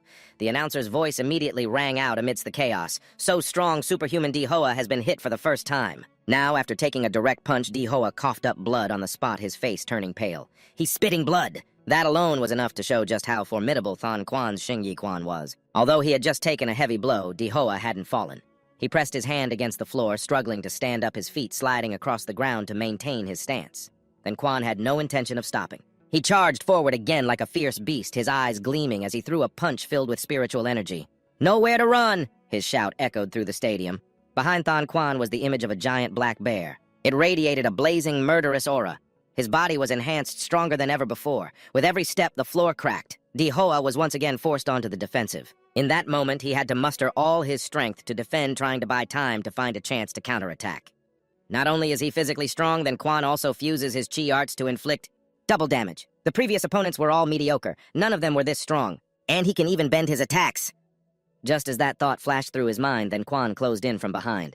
"You're half right. I don't just inject my chi into my body. I also lock your chi, making you unable to use your martial techniques." As he finished speaking, a devastating punch landed squarely on Hoa's chest, sending him flying. The battle was slowly becoming a nightmare for him. Every one of Than Quan's blows carried destructive power, as if a pack of wild beasts were pouncing and tearing at him all at once. Before Hoa could even hit the ground, then Quan had once again transformed into a furious storm. He let out a savage roar with the might of a ferocious tiger. In a move like a hungry tiger pouncing on its prey, then Quan shot forward, delivering a knockout blow as if to end it all. Blood sprayed through the air. The attack was so heavy that Hoa coughed up blood on the spot, but Thon Quan wasn't done. A look of crazed satisfaction ignited in his eyes. From high above, he spread his arms wide like a soaring eagle. A dangerous aura erupted from his entire body. "You can't win against me, Hoa!" He could only just raise his hands in front of him to block the blow. Space itself trembled as a giant pillar of spiritual energy slammed down like a bolt of lightning. As the dust gradually settled, Than Quan's figure emerged, arms crossed over his chest, a smile on his face, as if victory was already in his grasp. "Ha ha ha, that felt great!" The arena announcer's voice rang out. Than Quan's continuous combo leaves Hoa unable to defend. The medical staff is ready to enter the arena. But a dull thud came from within the smoke. Than Quan's eyes widened as he noticed something. Something was moving, and then he staggered back, his jaw agape. A dark aura surged. A massive burst of energy erupted from where Hoa lay, intense, ominous, and full of menace. From within the haze, a beast's paw emerged, sharp and solid as metal. Di-hoa! He had completely transformed his entire body, covered in scaly armor. His two eyes glowed brightly like a true beast of prey. He looked straight at Than Quan, his expression calm but radiating an overwhelming pressure. "You are very strong, Than Quan, and this is your reward. You're the first person to ever see this form of mine." The announcer continued. If a high school student can transform into a demonic beast, they are also granted special exemption from the entrance exam to Huadu. "I can't believe that besides Liu Qingzhu, Antan has another bloodline genius." The entire stadium was stunned. Di-hoa advanced step by step towards the trembling Than Quan, the pressure radiating from him crashing down in waves like a tsunami. It caused cold sweat to pour down Than Quan's face. "A true demonic beast form your bloodline awakening. It can actually reach such a high standard." Di-hoa said nothing, only stepping forward as Than Quan retreated step by step. True fear. Announcer urgently, "Each judge has a monitoring earpiece." An old teacher who had been annoyed by an unusual sound suddenly shot to his feet. His eyes widened in shock as he stared at the screen. "What's going on?" "The radiation levels are off the charts." The reading showed 9,999,999 the moment Di-hoa unleashed his true demonic beast form. The judges immediately detected the danger and without hesitation enveloped the stage with their chi arts. They were trying to prevent the leakage of the extremely dangerous nuclear energy radiating from his body. In the stands, the atmosphere exploded. A wave of murmurs and shouts spread everywhere. "Is this Di-hoa's bloodline awakening so cool? Does anyone know what bloodline he awakened?" "I go to number 1 high. I heard it was an unknown bloodline." "How can something this powerful be unknown?" Seeing all this, Di-hoa just glanced over with arrogant eyes and smirked, thinking to himself, "It seems Blue Star doesn't have any Demala creatures. No wonder they don't recognize it." At that moment, on the other side of the battlefield, Than Quan was in a complete panic. He stared at the streak of blood that had just dripped from his nose, panting and muttering in fear. "My nose is bleeding again. My martial aura can't block his energy. It seems I can't drag this fight out." Pushed into a corner, Than Quan no longer held back. He instantly unleashed the full power of his awakened profession. Behind him, the true form of a baboon with a ferocious red nose appeared. It opened its mouth wide and roared, creating an incredibly fierce pressure. Than Quan's body tensed up accordingly, strengthening itself to the max. Preparing to counter the strange fire, the announcer's voice echoed through the stands as if declaring the arrival of an earth-shattering battle. "Another third-stage king-level bloodline. This exam is full of masters." Without any hesitation, Than Quan combined the power of the baboon with the fiery punch of the python. He pointed straight at Dai-he, unleashing the most ferocious attack of the match so far. But in the face of that frenzy, Di-he remained chillingly calm. He didn't rush to dodge, but instead reinforced his own strength. His spiritual energy surged, countering the incoming attack. As the two were about to collide, Di-he shouted martial skill, then Quan continued to charge forward, hoping to end the match with this decisive blow.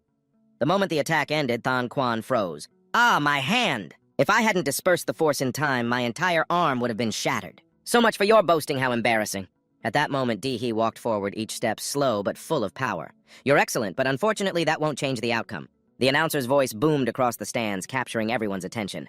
"In this college entrance exam finals match, a third-stage king-level bloodline has appeared, and on the other side, a demonic beast bloodline.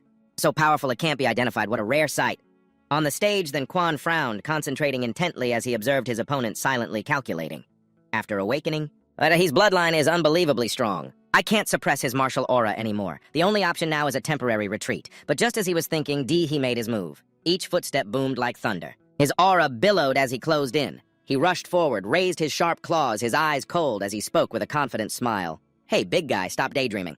Not giving his opponent a chance to react, he unleashed a series of combination attacks with ferocious explosive power. Punches like heaven's wrath rained down continuously on Than Quan's massive body. However, Than Quan wasn't one to be easily defeated. In a flash, he seized an opening and countered, throwing a twisting, coiling punch wrapped in extremely powerful spiritual energy. The flexibility of the attack caught Di-he off guard, and his arm was locked in place. Immediately, Than Quan used the momentum to leap high into the air. Just a second later, a giant foot stomped down from above with so much force that the entire arena floor cracked. And yet right in front of him, Di-he was still standing there majestically, without a single scratch on him. His two eyes glowed brightly, his stance majestic with his arms crossed. Then he simply lifted his foot from the cratered floor and said coldly, "Now it's my turn." Right after he spoke, spiritual energy gathered around him, swirling like a storm. Just as he was about to strike, his opponent collapsed to his knees, trembling, and surrendered on the spot. The completely unexpected action made Di-he freeze, a bewildered look on his face. Before him, Than Quan was kowtowing repeatedly, his mouth saying without lifting his face, "Brother Dai, I surrender." "I'm ready, big brother." A series of question marks appeared in Dai-he's mind, completely unable to understand what had just happened. Unable to contain his emotions, he threw a tantrum like a child who had his toy snatched away. "Do you have any idea how annoying it is when you just give up like that?" I didn't even get to land a punch. This is infuriating. Despite his anger seeing his opponent kowtowing and surrender die, he didn't strike.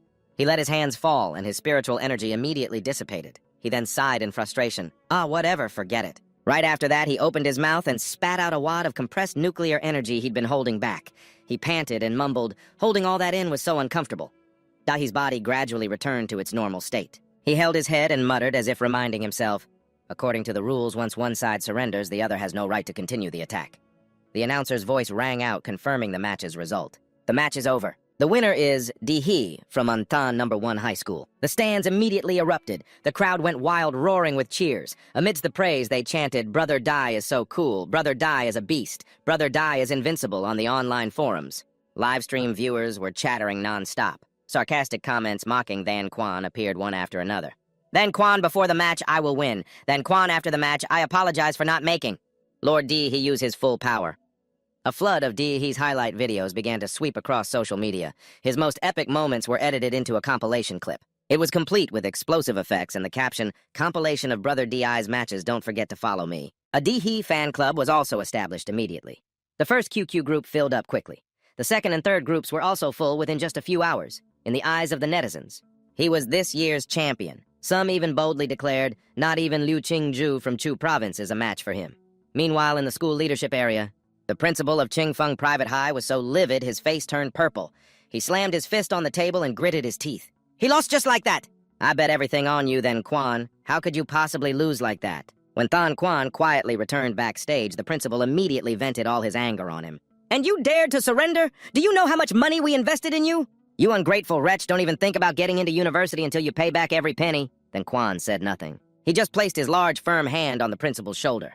The principal stumbled back in fear, stammering, What do you think you're doing?" Than Quan looked down at him with a calm gaze and replied, "I couldn't have taken that punch. I surrendered so my foundation wouldn't be permanently damaged. If you don't like it, you can go up there and take that punch yourself. As for the debt I owe this school for my education, I will repay it in due time. But remember this carefully, you cannot threaten a martial artist who is stronger than you." His icy words made the teacher tremble, his lips pressed tight. In a trembling voice, he stammered, Fine, what you say makes sense." Meanwhile, the tournament bracket was updated, and an announcement blared over the loudspeakers amidst the boiling excitement from the thrilling matches. The 4 strongest candidates have been revealed, and Tan No. 1 High School has emerged as the big winner, taking 3 of the 4 quarterfinal spots in this region, at the leadership area of Sochao No. 1 High. The principal was overjoyed, feeling ecstatic. He waved his arms around like a fan, beaming. "It seems old Liu has worked at the school long enough. It's time for a promotion." Back home, Di Hoa's homeroom teacher was as happy as if he'd won the lottery. "Di Hoa is amazing!" The announcer's voice echoed again, this time for the semi-final match draw. Di Hoa stepped onto the stage to draw his lot with a calm expression. Seemingly uninterested, he raised an eyebrow and muttered, "Group A again." Another contestant laughed in response. "I'm in Group A too." In front of him now was a familiar face. The Ice Queen Liu Tan Truk. Immediately, social media buzzed with excitement. On the forums, a barrage of comments exploded like firecrackers. "Damn it, I've been waiting for this match for so long!" The most epic battle in the history of the Antan University entrance exams. Go Goddess Leah, the most anticipated match of the tournament. Brother Dai will definitely win. Hey, you up there. Some people analyzed it quite thoroughly. I think Goddess Liu has the advantage. Right now, she has mastered 2 Zhuanhuang martial arts techniques. That completely overwhelms a 4th stage bloodline. Besides, her Nether Sparrow hasn't even been revealed yet. That's a 3rd stage king-level bloodline. Di Hoa, on the other hand, was forced to awaken his bloodline, even though it might be 4th stage compared to Liu, who has profound martial arts knowledge. And has mastered a high-level bloodline, it's still hard to predict. The atmosphere in the arena had now reached its peak. The audience roared and the air felt like it was about to explode. The referee stepped into the center, his powerful voice booming, "Liu Tan Truk from Antan No. 1 High School versus Di Hoa from Antan No. 1 High School. Let the match begin." The moment the referee finished speaking, Di Hoa's body erupted with power as if shattering all his limits. A fierce aura burst from him, shaking the surrounding space and kicking up a thick cloud of dust. Tan Truk had to raise a hand to shield her face, her eyes narrowing. Before her was a dark silhouette surrounded by an aura that blazed like fire above his head. He even had 2 flickering motes of light glowing there. Right from the start, Di Hoa displayed his overwhelming power. Tan Truk took a slight step back, her expression a bit wary in the face of this immense pressure. Tan Truk stared at him without blinking, whispering to herself, "Di Hoa, I hope you're strong enough." As soon as the match began, Di Hoa instantly released a massive amount of steam. It completely covered the arena. This opening move was meant to establish dominance over his female opponent, causing everyone below to cry out in surprise. "What is this?" I can't see anything. The male MC up high was just as excited, slamming his hand on the table and shouting into the mic, Liu Tan Truck, how will the genius of the Liu family deal with the Dark Horse D? Oh, in this year's exam, let's wait and see. Back in the arena, the atmosphere was extremely tense. D Hoa looked at his opponent, a girl with a perfect figure appearing amidst the dust and smoke. Liu Tan Truck possessed superior martial arts techniques with mystical skills that made her difficult to damage, no matter how much power one had. But I can't underestimate this opponent. He pressed his lips together, analyzing her in his mind. She's not just a martial arts genius. She also has an extremely high combat index. The longer this fight goes on, the worse it'll be for me. I have to go all out from the very beginning. Without hesitation, D Hoa flew up, gathering a large amount of energy in his palm and attacking. He headed straight for his opponent with a loud laugh, the light from his strike flashing, revealing his determination. But Tan Truck was no pushover. She immediately raised her hands to defend. Her two hands twisted together, forming a solid protective layer. Her gaze was sharp as she thought, a direct attack, then I'll defend and counter. Suddenly, D Hoa changed his tactics. Instead of throwing the punch as expected, he moved with incredible speed. His figure blurred, then reappeared in an instant, whipping his tail powerfully at Liu Tan Truck's waist. The powerful strike curved like a wave. Annoyed, Tan Truck cursed him internally. He's so cunning, how dare he trick me?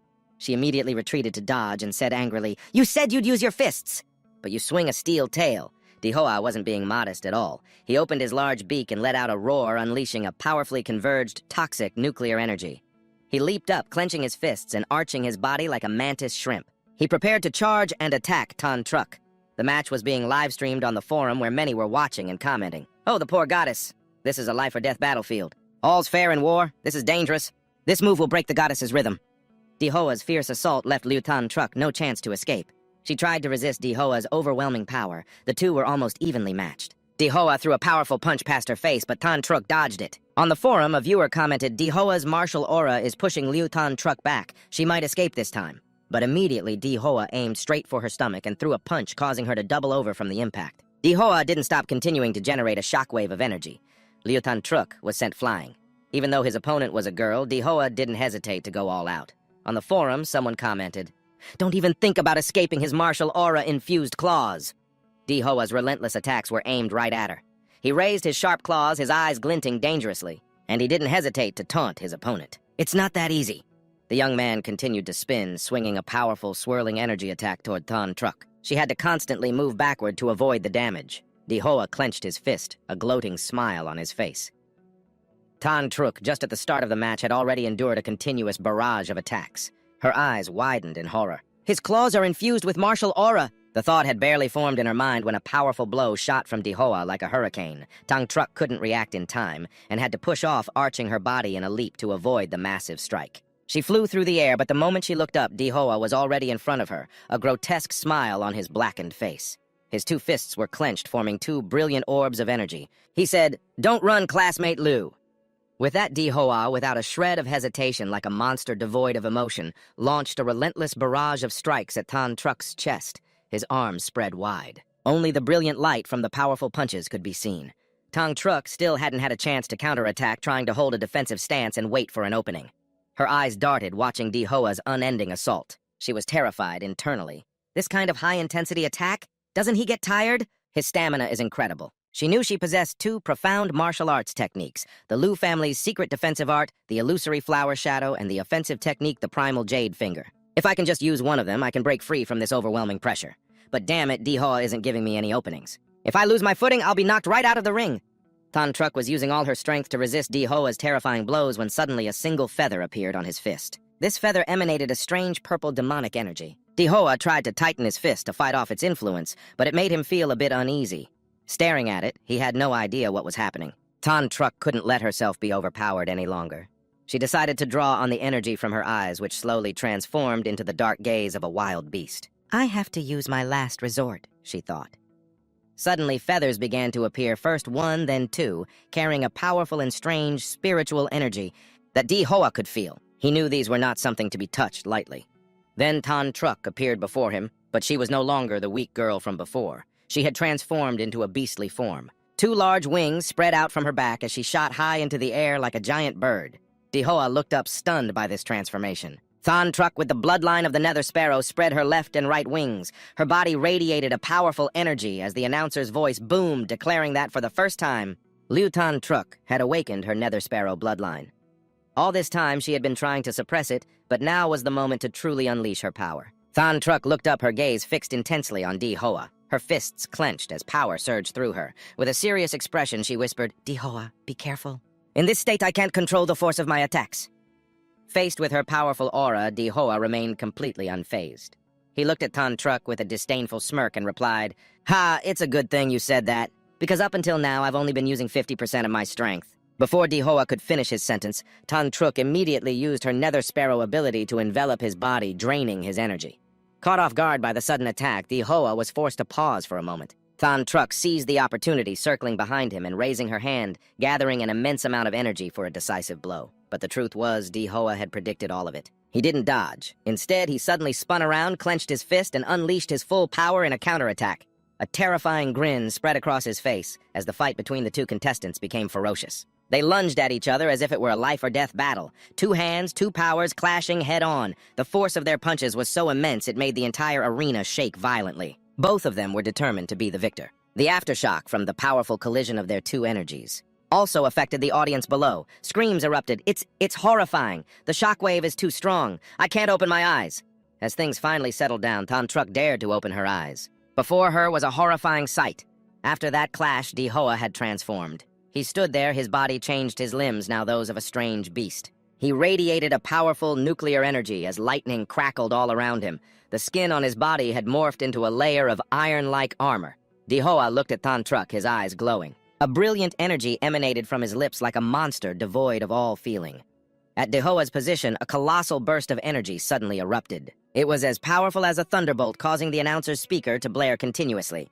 This was a dramatic semi-final match where all eyes were fixed on the beautiful opponent before him. The energy radiating from Di Hoa made the surrounding air suffocating.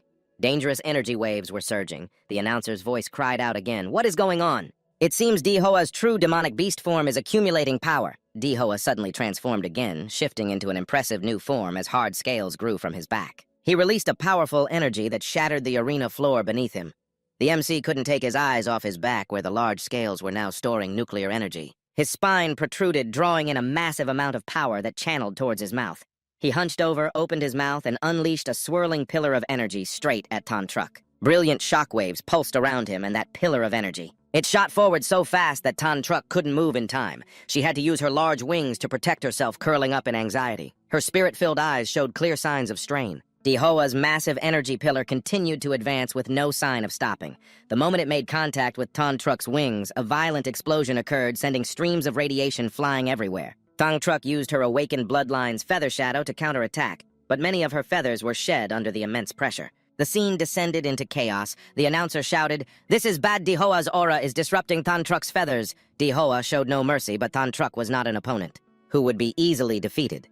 The spectators, below their faces pale from the vortex created by the fight, suddenly saw brilliant golden spots of light appear before them. Like glowing honeycombs, these shields stood firm, effectively blocking Di Hoa's energy.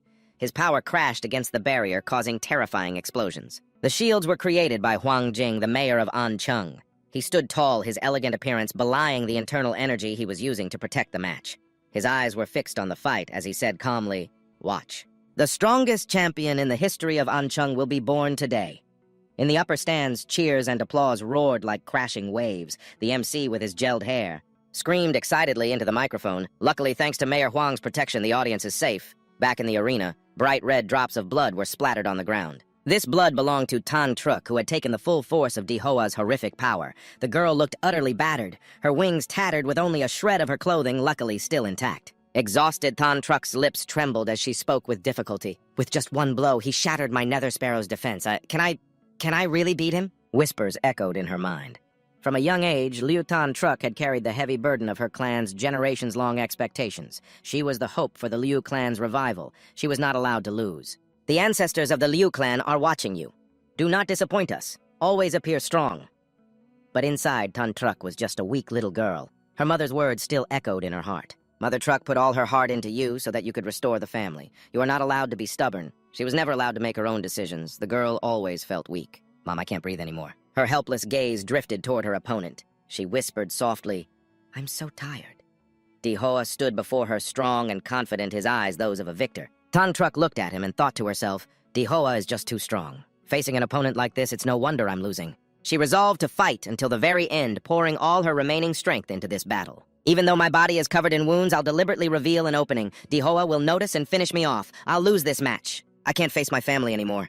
Maybe it's better to die here. Thang Truck lunged toward Dihoa, intending to land a light blow on his chest so he could end the match quickly. But Dihoa didn't move. Surprised Thang Truck looked up and asked, "Why aren't you dodging?" Dihoa looked at her with a cold gaze, his voice devoid of emotion. Classmate Thang Truck, why has your fighting spirit completely vanished? Seeing right through her, Thang Truck's eyes widened in shock. Dihoa's expression grew tense and extremely angry, his face darkening. Are you even treating me as a real opponent? I don't want to win this championship in such a cowardly way. Thang Truck couldn't help but be stunned by Dihoa's intensity. Her eyes filled with a mix of emotions and fear of what was happening before her. Dihoa charged forward without holding back, swinging a powerful fist at Thang Truck's face. Helplessly, she raised her hand to shield herself as she took the blow. Dihoa didn't stop continuing to unleash powerful kicks. Thang Truck was knocked to the ground, unable to endure it any longer. She screamed, "You bastard, in my entire life, no one has ever dared to hit me like this." Even while being beaten to a pulp, Thang Truck still managed to scream. "I was trying to let you win, why do you keep coming after me?" Thang Truck's endurance had reached its limit. The hidden power within her erupted. The energy field around her flared violently as Thang Truck screamed, "Don't hit a girl in the face, you bastard!" Finally, Dihoa stopped. His pupils lit up as he looked at her with a smirk. "That's right. If you don't want to be hit in the face, then wake up." It seemed Dihoa had helped Thang Truck unlock her greatest power. Her current form was stronger than ever. Her wings were fully restored, even larger than before, radiating a powerful and deadly aura. She sighed, her gaze sharp and determined. "Just as you wish, Dihoa. I will use my strongest state to defeat you." Right now, Thang Truck had reached her peak form. Her wings spread wide, emitting a brilliant and powerful light. Dihoa watched, unable to help but marvel at the power hidden within her. He let out a smirk, his eyes filled with excitement. "So you finally revealed your true demonic beast form, have you? Now things are getting interesting." Dihoa quickly activated his imperial demon form. His body tensed up, each cell seemingly transforming into a layer of tough scales as blue flames erupted all over him. It created an intense source of energy. The young man smiled with satisfaction as if preparing for the most exciting fight imaginable. He opened his mouth wide like a monster, took a deep breath and shouted, "In that case, I can't hold back either." Dihoa leaped into the air, the force from his feet like an explosion causing the ground beneath him to tremble. Thang Truck didn't just sit still. She quickly recognized Dihoa's impending attack. Her gaze sharpened. She couldn't just wait to be attacked without fighting back. Instantly, a violent vortex of energy appeared from Thang Truck's position. It quickly swirled inward, forming a giant tornado that glowed brilliantly. Dihoa charged forward with unstoppable force, surrounded by a cloud of dust. Without hesitation, she took a quick breath and, opening her mouth, unleashed a powerful energy field. The shockwave that shot out from it was every bit as powerful as his. Thang Truck was pouring everything she had into this fight. As the two powers collided, the entire area was shaken. At that moment, the sound wave from Thang Truck's mouth swept towards Dihoa. He reacted with extreme speed, staring at her with a serious tone. "You think you're the only one who knows how to scream." Thang Truck, being familiar with this move, wasn't scared at all. She raised both hands, preparing to receive the blow, and said the same old trick. "This time I won't back down. I will face you head-on." The atomic earth breath was activated. At the same time, Thang Truck focused all her power into her hands, forming a sphere of energy. The sphere lit up and immediately transformed into countless arrows that shot straight towards Dihoa. The battle between the two was becoming incredibly intense. No one could predict the outcome. In the stands, everyone was on the edge of their seats. The announcer's voice boomed. Dihoa's atomic earth breath and Thang Truck's nether bloodthorn are creating two massive shockwaves. The spectators gripped their hands, standing up with a mix of anxiety and excitement. This is bad. A collision of this magnitude is not something two fighters can control. To protect the audience, the mayor of Antan City, Huang Qin, had to use his ability to erect 3 large barrier walls. This wall was created for protection. But when it collided with the power of the two fighters, it shattered in an instant. After the two columns of energy made contact, the stands fell silent from the terrifying shock. Was that barrier made by the mayor? Everyone looked at the remaining rubble, utterly astonished by the power they had just witnessed. Mayor Huang Qin saw the barrier he created get destroyed in a single moment. He couldn't help but feel worried. If not for his intervention, everyone might have been affected. He thought to himself, 3 layers of the divine earth vein wall. I prepared it too hastily this time. It wasn't as sturdy as usual. To think I let Dihoa's and Thang Truck's attacks clash head-on. Who would have thought this year's exam would have 2 contestants so far beyond all expectations? Back in the arena, Thang Truck was in a tattered state. Blood flowed like water from her slender, weak hand. Her breathing was ragged, her face was gaunt, and her right arm was completely mangled. She had returned to her human form, her body covered in wounds, and weak, but her eyes were still resolute. Thang Truck struggled to say each word. Ha! The power of my true demonic beast form is also depleted. She raised her head, her eyes filled with determination as she looked at Dihoa. Even though she knew the situation was beyond saving, she still wouldn't give up. I can still fight. Dihoa stomped one foot hard on the floor. Appearing before her, he had returned to his normal state, showing no signs of injury. As for Thang Truck, her outfit was practically torn to shreds, and her right arm was completely mangled. Thang Truck looked at Dihoa, her eyes full of doubt. My attack clearly hit you. How are you completely unharmed? Dihoa looked at her calmly. He said emotionlessly, if I don't remove the radiation from you in time, you'll be crippled. These words proved that Dihoa had held back, leaving her a way out. Thang Truck bit her lip hard, trembling, then looked up with wide eyes. Tears streamed down like a river. I never wanted to fight like this. Why do you keep forcing me? Dihoa sat down quietly, looking the girl up and down without saying anything. After a moment, he spoke slowly, no longer with a playful look, but seriously. Do you really not want to fight, or are you just stubbornly refusing to admit your own desire to win? When you were risking your life, I could feel your desire to win. Thang Truck stared at him blankly, unable to speak a word, her small mouth just quivering. She thought to herself, that's right. Just now I really wanted to defeat him. That's why I dropped my defenses and used all my strength. But why did I do that? I obviously hate fighting and just wanted to lose quickly. But in that moment of battle, I truly felt it. I felt the thrill of fighting for myself and not for anyone else. Just then, Dihoa's warm hand gently rested on her shoulder. Thang Truck blushed and looked up at him, strange thoughts stirring within her about the person who had beaten her to a pulp. Is this what a gentleman is like? You beat me to a pulp and now you're healing me, Dihoa channeled energy into her arm, saying as he worked, you carry too many stray thoughts in battle. Thang Truck stared at her hand in a daze. The wound and the radiation on her arm had vanished without a trace. Dihoa wasn't arrogant like the others. He looked at her with acknowledgement. He said gently, but you're still the strongest opponent I've ever faced. Then he turned back and gave a slight smile. Next time, if we get the chance, I'd love to have a pure battle with you. Liu Thang Truck. Her heart suddenly skipped a beat. She blushed like a tomato, her sparkling eyes fixed on Dihoa as if she couldn't look away. Dihoa stood in the middle of the arena, a perfect victor. He had won everyone over completely. As the smoke and dust gradually cleared, the announcer's voice rang out. The first semifinal match is over.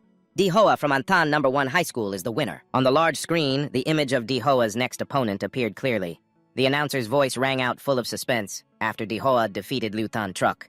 So Chow, as expected, has also claimed victory. The entire stadium was heating up, and now the high school division final was approaching. This showdown between Dihoa and So Chow, two students from the same school, Antan No. 1. It had already begun to attract a huge audience.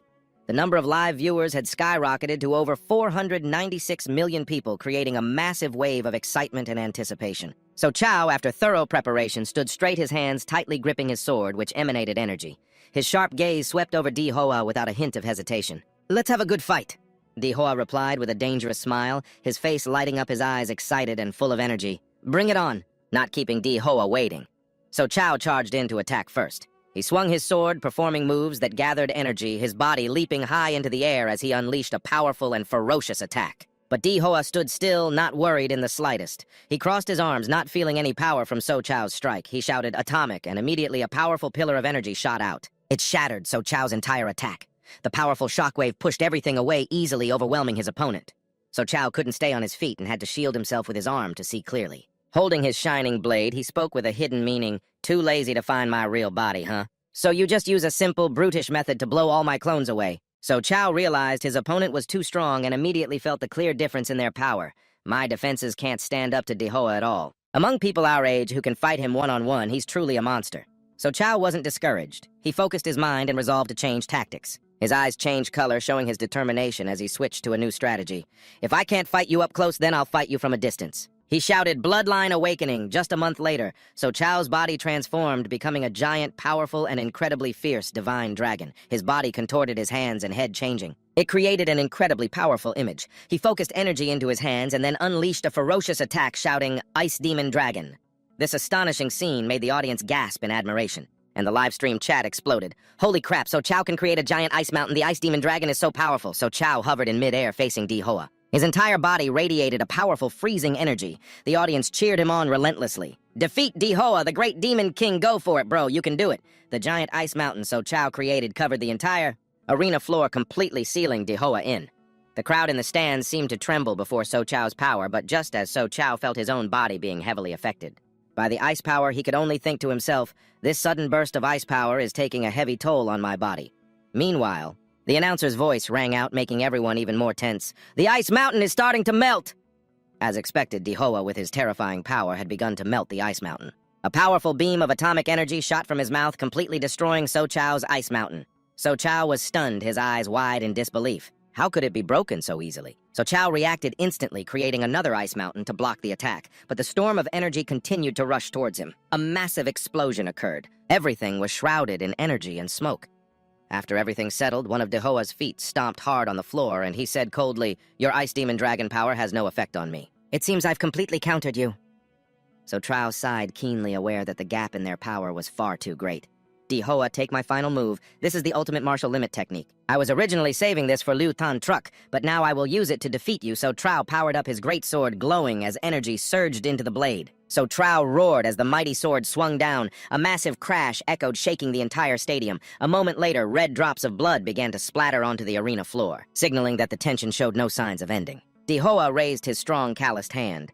Blood dripped from it, but his voice was unwavering. "If you had a better sword, you might have stood a chance." But the biggest surprise wasn't his words. It was So Trow's face, which had turned deathly pale, unable to believe the reality that his sword had been utterly destroyed. My sword is broken, how big of a chance?" With his familiar smug grin, Dehoa looked at his nearly hopeless opponent and replied, Your chances would have been just a tiny bit better than those scrubs." Fully understanding the situation, So Trow simply raised his hand and declared, "I concede."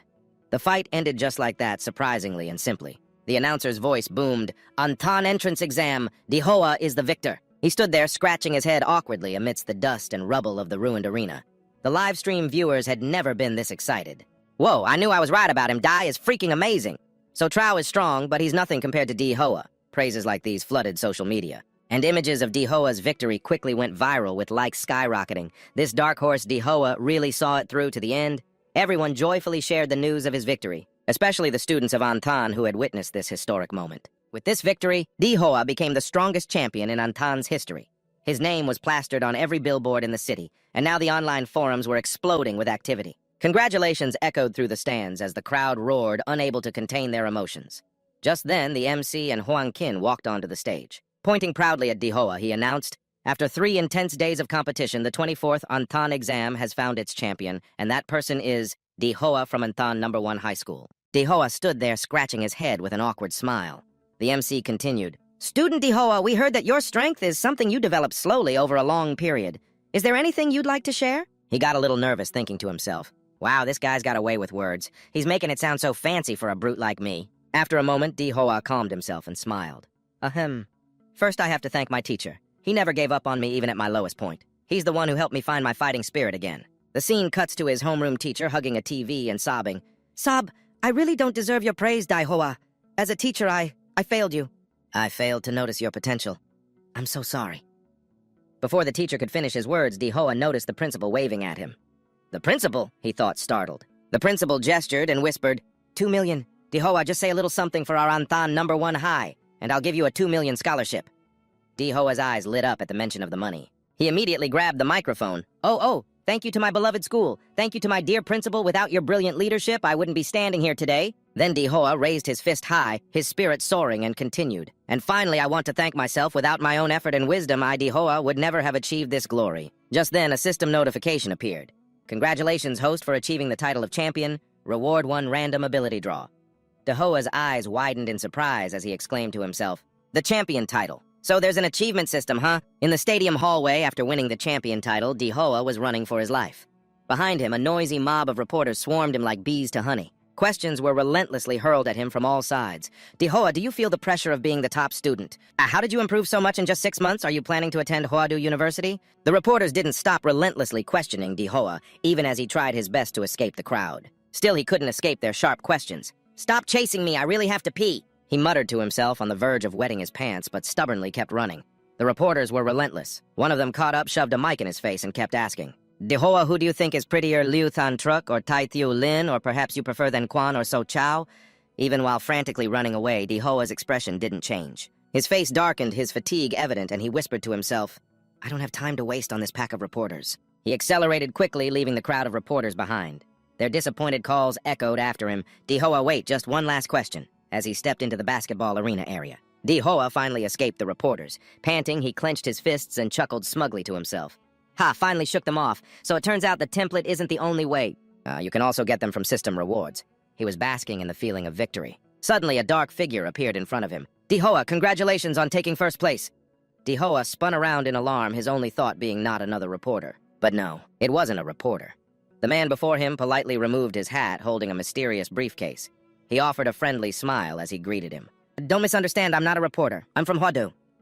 His serious gaze locked onto Dihoa as he continued. "Now let's talk about the matter of your gene lock." Dihoa was a bit taken aback and didn't reply right away. "Gene lock," he thought to himself. "I haven't unlocked any genes. My powers all come from a monster template.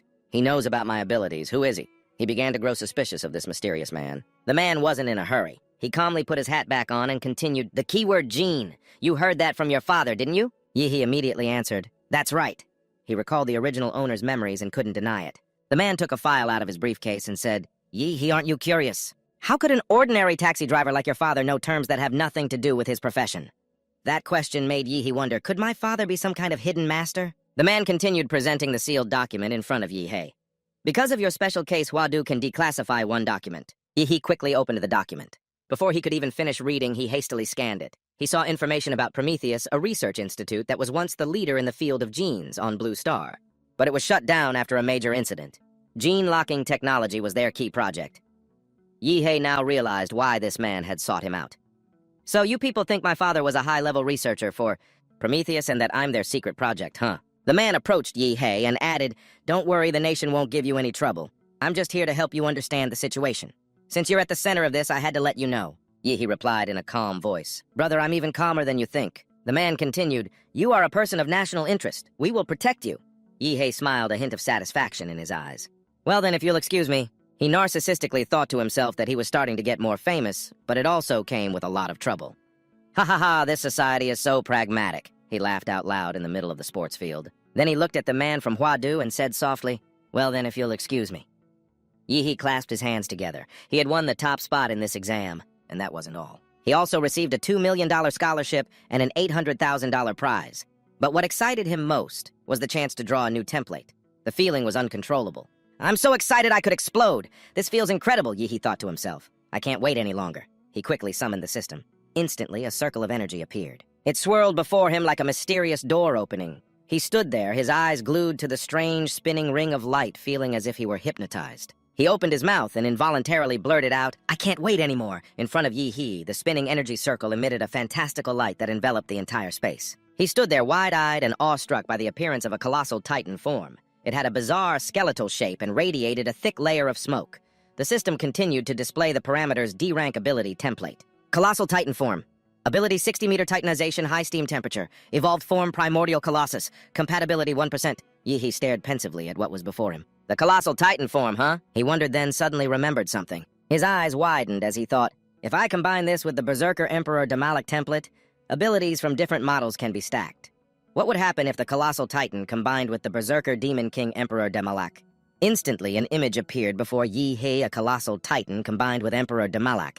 It had a muscular, powerful body with a long tail that swept through the air. He realized he was standing before a true monster king. The scene changes to a dark room where a large man is sitting and talking on the phone. "Big Brother Huo Long, do you mean you won't be taking any more missions from now on?" A voice came from the phone speaker. The man replied calmly, "That's right, cancel everything on the schedule." The respectful reply came from the other end, "Yes, I understand." On the table were marks from a physical impact as if someone had caused a disturbance. The man then pressed his large index finger hard against his rugged face, his expression clearly showing his anger. He was in an incredibly foul mood, as if trying to suppress his rage. A voice announced from off-screen, "Unfortunately, we couldn't find your brother's body in the secret realm. However, at the location where his signal was last detected, we found traces of radiation." The man was silent for a moment, then muttered, "Little brother, I told you not to get involved with the underworld. Why didn't you listen? Mom told me to take care of you."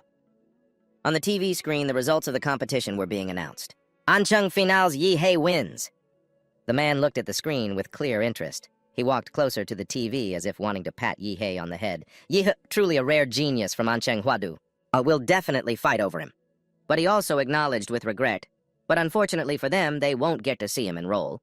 Back at Yi-hee's residence, a package had been delivered. He was practicing his martial arts and hurried out to receive the package. "Who would send me something right when I'm about to enter a secret realm to test my new template?" Yi-hee pulled out a letter with his name on it. The letter read, "According to Huadu Central's investigation, a new secret realm crack will open this afternoon at Infrared Defense Village. Own Secret predicts it will be C rank. I'm planning to explore it. Want to come along? Signed, Suzhou." After reading the letter, Yihei shivered and grimaced in disbelief. You've got to be kidding me. Who still uses handwritten letters in this day and age? Or is he a transmigrator too? The scene changes to Hongshu Mountain in Ancheng. The place was beautiful and majestic in its own way. Many people had already gathered here. Not just many, but a whole lot of them. Everyone was mentally preparing for battle. Yihei's face paled at the sight of the massive crowd. There must be at least 1,000 people. A new secret realm really is a huge draw. As soon as he appeared, Suzhou noticed him and approached. Yihei replied politely, "Oh, Suzhou." Suzhou saw Yihei and gave him a bright smile. "You've gotten stronger again, haven't you?" Although Yihei forced a friendly smile, he thought to himself, I didn't expect this guy to be so perceptive. I used the scholarship money to buy a few gene potions to raise my compatibility to 35%. Low-rank templates have their advantages. They're effective quickly, Yihei thought after looking around. I casually struck up a conversation asking which school you were planning to apply to. So Chao didn't look at him, answering curtly with his eyes closed, Huadu. This answer made Dihua smile as he replied, so we'll still be classmates then. But he quickly noticed So Chao's mood. Something was off. Just as Dihua was lost in thought, a crack suddenly appeared in the sky. A strange spatial rift opened, drawing everyone's attention. "The secret realm is about to open!" Excited shouts erupted. A sudden shockwave hit as a monster emerged from the spatial rift. It was a 3-headed vulture with massive wings. It swooped down to attack the crowd below. A martial artist pointed excitedly at the sky, shouting, "The secret realm has opened! Brothers, let's take down this demonic beast and enter the secret realm!" The crowd of martial artists immediately gathered, focusing their energy ready to fight. They launched their attacks in unison. Their power was like that of a mighty army. Although the vulture was 3-headed and strong, it seemed unable to withstand the martial artists' combined strength. In just a moment, it was torn to shreds. The vulture, with only a few feathers left, fell amidst the fierce assault. By this time, Dihua had already stepped into the secret realm, entering a strange, wild forest. The trees here were different, and the smell of blood in the air made him mutter, "The stench of blood is so strong." He suddenly realized, it's a beast tide. These bastards have been waiting for us for a long time. He quickly gave an order. All martial artists by national law prioritize killing the demonic beasts and fighting back the beast tide. In the blink of an eye, mutated monsters, with skull-like heads but fleshy bodies, began to leap out and attack. The martial artists who had just entered the secret realm were fearless. Everyone was ready to fight, mobilizing all their energy. To deal with the fierce assault, So Chao didn't stand on the sidelines either. He charged into battle with his sword, raising his hand high and shouting, "Bloodline Power Atomic Blast!" His powerful strike, combined with the might of his sword, slammed directly into 2 charging monsters, creating a giant mountain of ice that stopped them in their tracks. Just then, a monster tried to attack So Chao from behind. Seeing this, Dihua quickly used his energy to fire a powerful beam of light piercing through the monster. It exploded in midair. So Chao quickly turned around grateful and said, "Thanks a lot." With Dihua's help, the horde of monsters was quickly annihilated. The ground was now littered with their bones and blood. Dihua turned to So Chao and said calmly, "None of the demonic beasts in this secret realm know how to fight." So Chao looked at the monsters Dihua had annihilated and couldn't help but feel terrified. "Dihua, you killed that many demonic beasts without breaking a sweat." He marveled, "It's like you're a storm of destruction, repelling all creatures and destroying everything." Dihua continued to move the light of nuclear energy radiating from his body. It made the space around him seem completely cleansed. Everyone who witnessed this was shocked by Dihua's overwhelming power. My God, how is he so fast? Could there be a high-level martial artist helping them? Another martial artist said, "No, that's not it. The top scorer of Antan University's entrance exam is among them." The university's top scorer has that kind of monster-killing ability. The crowd, stunned, realized that Dihua was no ordinary martial artist. The people around quickly gathered in front of Dihua, cheering and shouting, "Lure the beast horde towards the top scorer." A moment later, a triumphant shout rang out. "The leader of the beast tide has been defeated! We've won!" The beast tide finally began to retreat. So Chao breathed a sigh of relief, his forehead drenched in sweat. At least we've survived the first beast tide. In the beginning, over 1,000 martial artists had gathered. But now there are only about 800 people left, not to mention the casualties. Just then, Dihua staggered over to So Chao, laboriously carrying giant bags of stones left by the monsters. "So Chao," he said, "look at all this. How am I supposed to collect it all?" So Chao couldn't help but be surprised by Dihua's greed and asked, "Why did you take so many monster cores?" Then So Chao took out a ring. "This is my spatial ring. You can just put your stuff in here." Seeing the ring, Dihua grinned with delight. "A spatial ring. It's worth 10,000 taels of gold. I never expected So Chao to be a secret tycoon. He's filthy rich." Just then, someone announced that Boss Vo Sam had arrived. Both of them looked in the direction of the voice.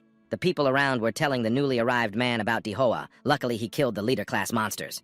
Otherwise, we would have died of exhaustion in the beast tide. Everyone looked at the newcomer with admiration. This man was tall with many tattoos on his body. As soon as he arrived, he spoke up. Hello. You're the top scorer of Anthan University's entrance exam, correct? I'm the branch captain of the Silver Wolf Martial Guild in Anthan. He approached Dehoa and proactively extended his hand to introduce himself. I just heard my guild members recounting your heroic deeds.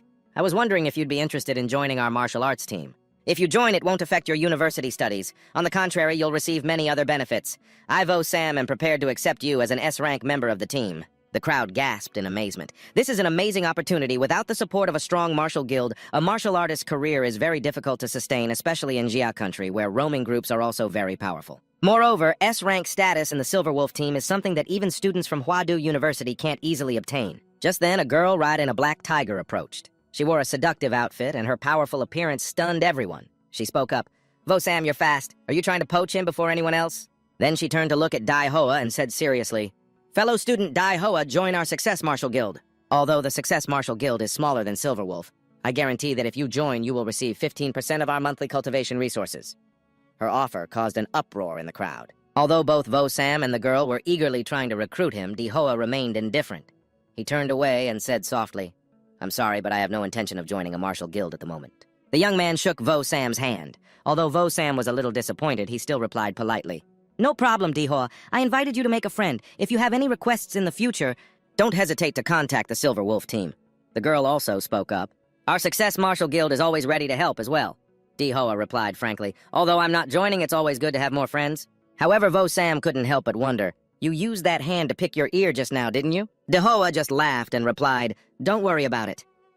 At that moment, So Chow approached Dai Hoa and said confidently, The beast tide has been pushed back. We can explore this giant forest ourselves now.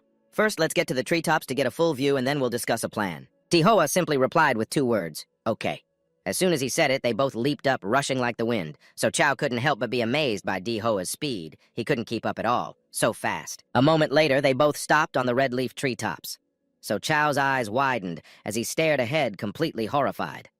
What the hell is that? In the distance, massive trees appeared, but what terrified So Chow were the monstrous figures 10 times larger than the trees stepping towards them through the mist. But contrary to So Chow's anxiety, Dai Hoa looked thrilled, his face full of excitement. The more difficult the challenge he faced, the more he enjoyed it, grinning from ear to ear. Dai Hoa said, It's not that hard to imagine, we're still young. In a few years, who's to say we won't be able to conquer the demonic beasts in this mystical land? We might even uncover the truth of this mystical land. Looking at Dai Hoa's confident expression, So Chow couldn't help but admit, That's Dai Hoa for you, truly, my friend. I feel afraid of powerful things I don't understand, while you're confident you can defeat them. So Chow compared himself to Dai Hoa. He could only think to himself, It seems it's not just on the path of martial arts, but even in terms of willpower, I'm no match for Dai Hoa. You're the true martial artist. Just then, Dai Hoa turned back with a serious expression. He used sonic waves emanating from his temples to scan the area. His expression changed completely. This was no longer the normal Dai Hoa, but a Dai Hoa, who's eager for a fight, hungry for victory. Their demon cores will be mine sooner or later. Then he shifted to a serious demeanor, using his ability to check the distribution of life forms in this mystical land. There's something strange. To the southeast, it's like an amber-colored vacuum. It's all white. There must be monsters there. The bigger the waves, the more precious the fish. He pointed forward, his focus unwavering. Let's go, So Chow. There's a lake to the southeast. Let's hurry and check it out. Dai Hoa and So Chow strolled through the dense forest, when suddenly a familiar voice called out in front of them. It was the girl who had once helped Dai Hoa in the early days when he was buying gene medicine. The moment she saw Dai Hoa, she broke into a bright, friendly smile and greeted him. Well, if it isn't our top scholar, Dai Hoa. I didn't expect you to be so strong. Wu Lei's teammate standing beside her also spoke up with a friendly expression.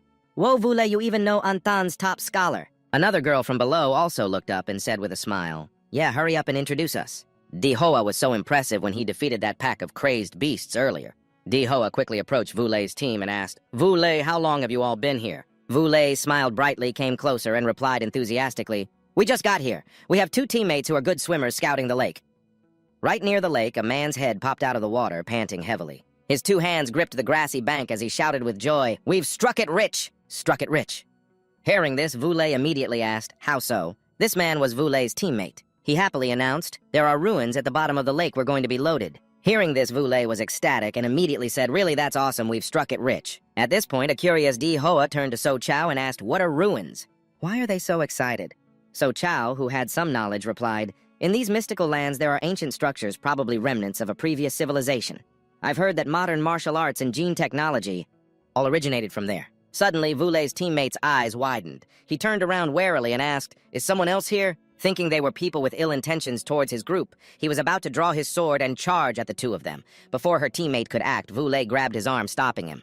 "Wait, Vuduong Di Hoa and So Chow are the champion and runner-up of the Antan exam. Their strength far surpasses that of ordinary martial artists. Let's have them join us." Di Hoa put on a cool act, slinging an arm over So Chow's shoulder and saying, "That's right, don't be so hasty. We can help explore the ruins." Vuduong quickly asked about the money first. "So how do we split the loot?" Di Hoa waved his hand dismissively. "We're outside help. We'll get what we earn." Vuduong had no choice but to swallow his anger and turn back. "Fine, you can join us for now. Don't try anything funny." He reassured himself internally. The champion and the runner-up will become major figures in the future. I shouldn't make enemies of them. A moment later, the entire team dived into the river. Vuduong led the way since he knew where the ruins were. They continued into a dark cave. Vuduong said, "The ruins are through this cave." As they ascended, Vuduong looked around and wondered, "That's strange. Where's Levy? Didn't we tell him to watch this place?" The bald young man on Wulei's team guessed maybe he found some treasure and went on ahead. Levy had been tasked with guarding this cave earlier, but now he was nowhere to be found. Vuduong quickly tried to contact him. "Hello, Levy, can you hear me?" "Hello?"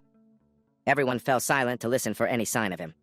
Wulei looked worriedly towards the cave entrance and asked, "Did you guys see any traces of demonic beasts in the cave?" Vuduong replied, "Not at all. We set out demon beast traps but didn't catch a single one." At this point, a girl on Wulei's team became frightened and asked, "This is too dangerous. Livy is missing. Should we keep going?" Faced with his female teammate's anxiety, Vuduong was instead very excited, determined to find the ruins.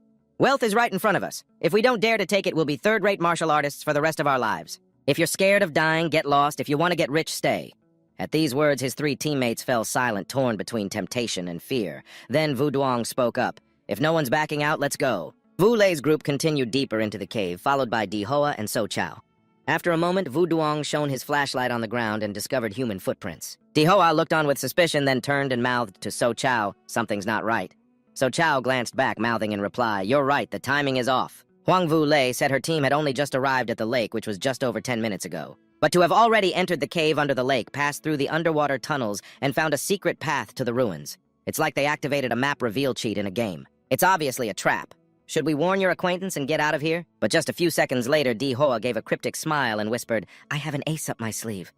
Not long after, Vuduong led the group to an area thick with seaweed. Long, sharp strands of seaweed hung down from above. Everyone noticed these seaweed strands were tightly binding human bones. Vuduong spoke up, "This is a demon core. It's lost its light. Looks like it was drained of its power long ago. No wonder. We barely saw any demonic beasts in the water on the way down. Turns out they've all been devoured." Right behind him, Wulei glanced over and whispered to Vuduong, "Where are the ruins?" Before Vuduong could answer, the other girl on the team gasped, pointing speechlessly. The group followed her gaze to a horrifying sight. The corpse of one of their teammates was bound tightly by the seaweed strands. His body was shriveled, his life force completely drained. Both girls in the group screamed in terror. "Levi is dead!" The color drained from Wulei's face. She couldn't believe something like this had happened to her own team. Her eyes were glued to the body, her hands trembling, unsure of what to do. At the same time, Vuduong, fixated on the ruins, clutched his head and screamed, "Where are the ruins? Why can't I see the ruins?" Suddenly, lumps bulged on his head. His whole body trembled as if having a seizure. His face turned purple and he stammered, How did Levi die? The vines! I feel it too!" Before he could finish, Vuduong's head exploded. Long sea tentacles sprouted from his neck, swarming upwards. Wulei quickly realized the situation. She quickly yelled, "Everyone run!" Just then, a brilliant flash of light appeared. Powerful atomic energy shot straight through Vuduong's now tentacle-filled head. Vuduong had completely transformed into a monster. But before he could fully monsterize, Di Hoa had already acted swiftly to contain the situation. "I didn't expect the demonic beast to be this intelligent," Di Hoa said. "It captured 2 martial artists, then parasitized one and used them as bait. We've been led right into its lair." Just then, long tentacles reached for Di Hoa.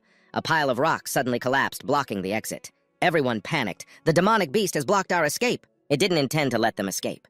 So Chow stared directly at the monster and announced seriously to the crowd, "This is a demon phantom vine, a Tier 2 king-level demonic beast." Wulei was terrified, drenched in a cold sweat as she stammered. A Tier 2 king level. A king level can't be judged by normal standards. It's not an opponent for us Tier 1 martial artists."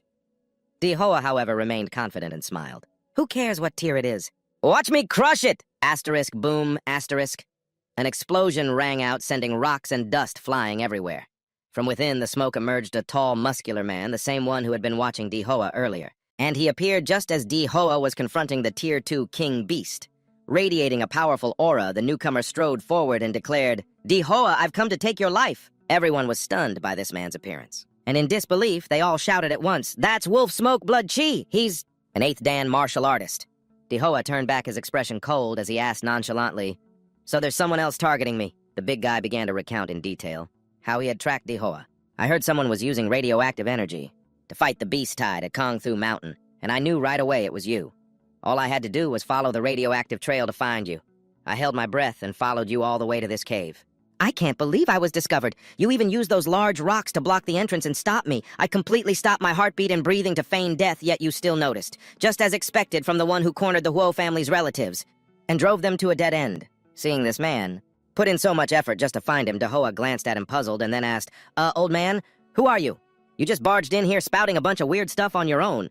Do we even know each other?" The unexpected question made the guy snap. He furiously lunged forward to attack. "Stop playing dumb, Dai!" His fist gathered a massive amount of energy as he aimed for Dihoa's head. But before he could strike, several of the demonic beast's tentacles suddenly blocked his path.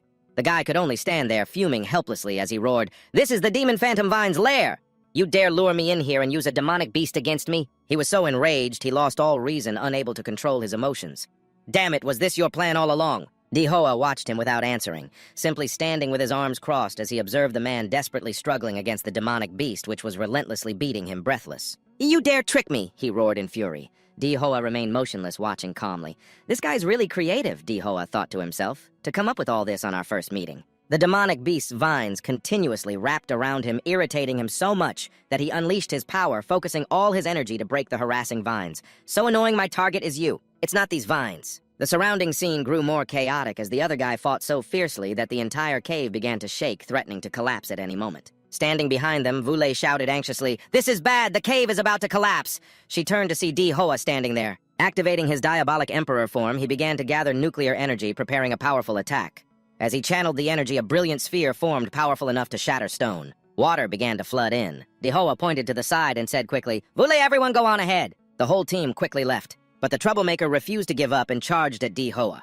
Just then, So Chow appeared swinging his sword to block his path. "As long as I'm here, don't you even dream of touching Dihoa?" The man wasn't scared at all and laughed contemptuously. "Ha ha, you little brat! I'm an 8th Dan martial artist. What are these little ice cubes gonna do to me?" But before he could do anything else, Dihoa had already lunged forward with a powerful fist. Without a moment's hesitation, he thrust it toward the man's face.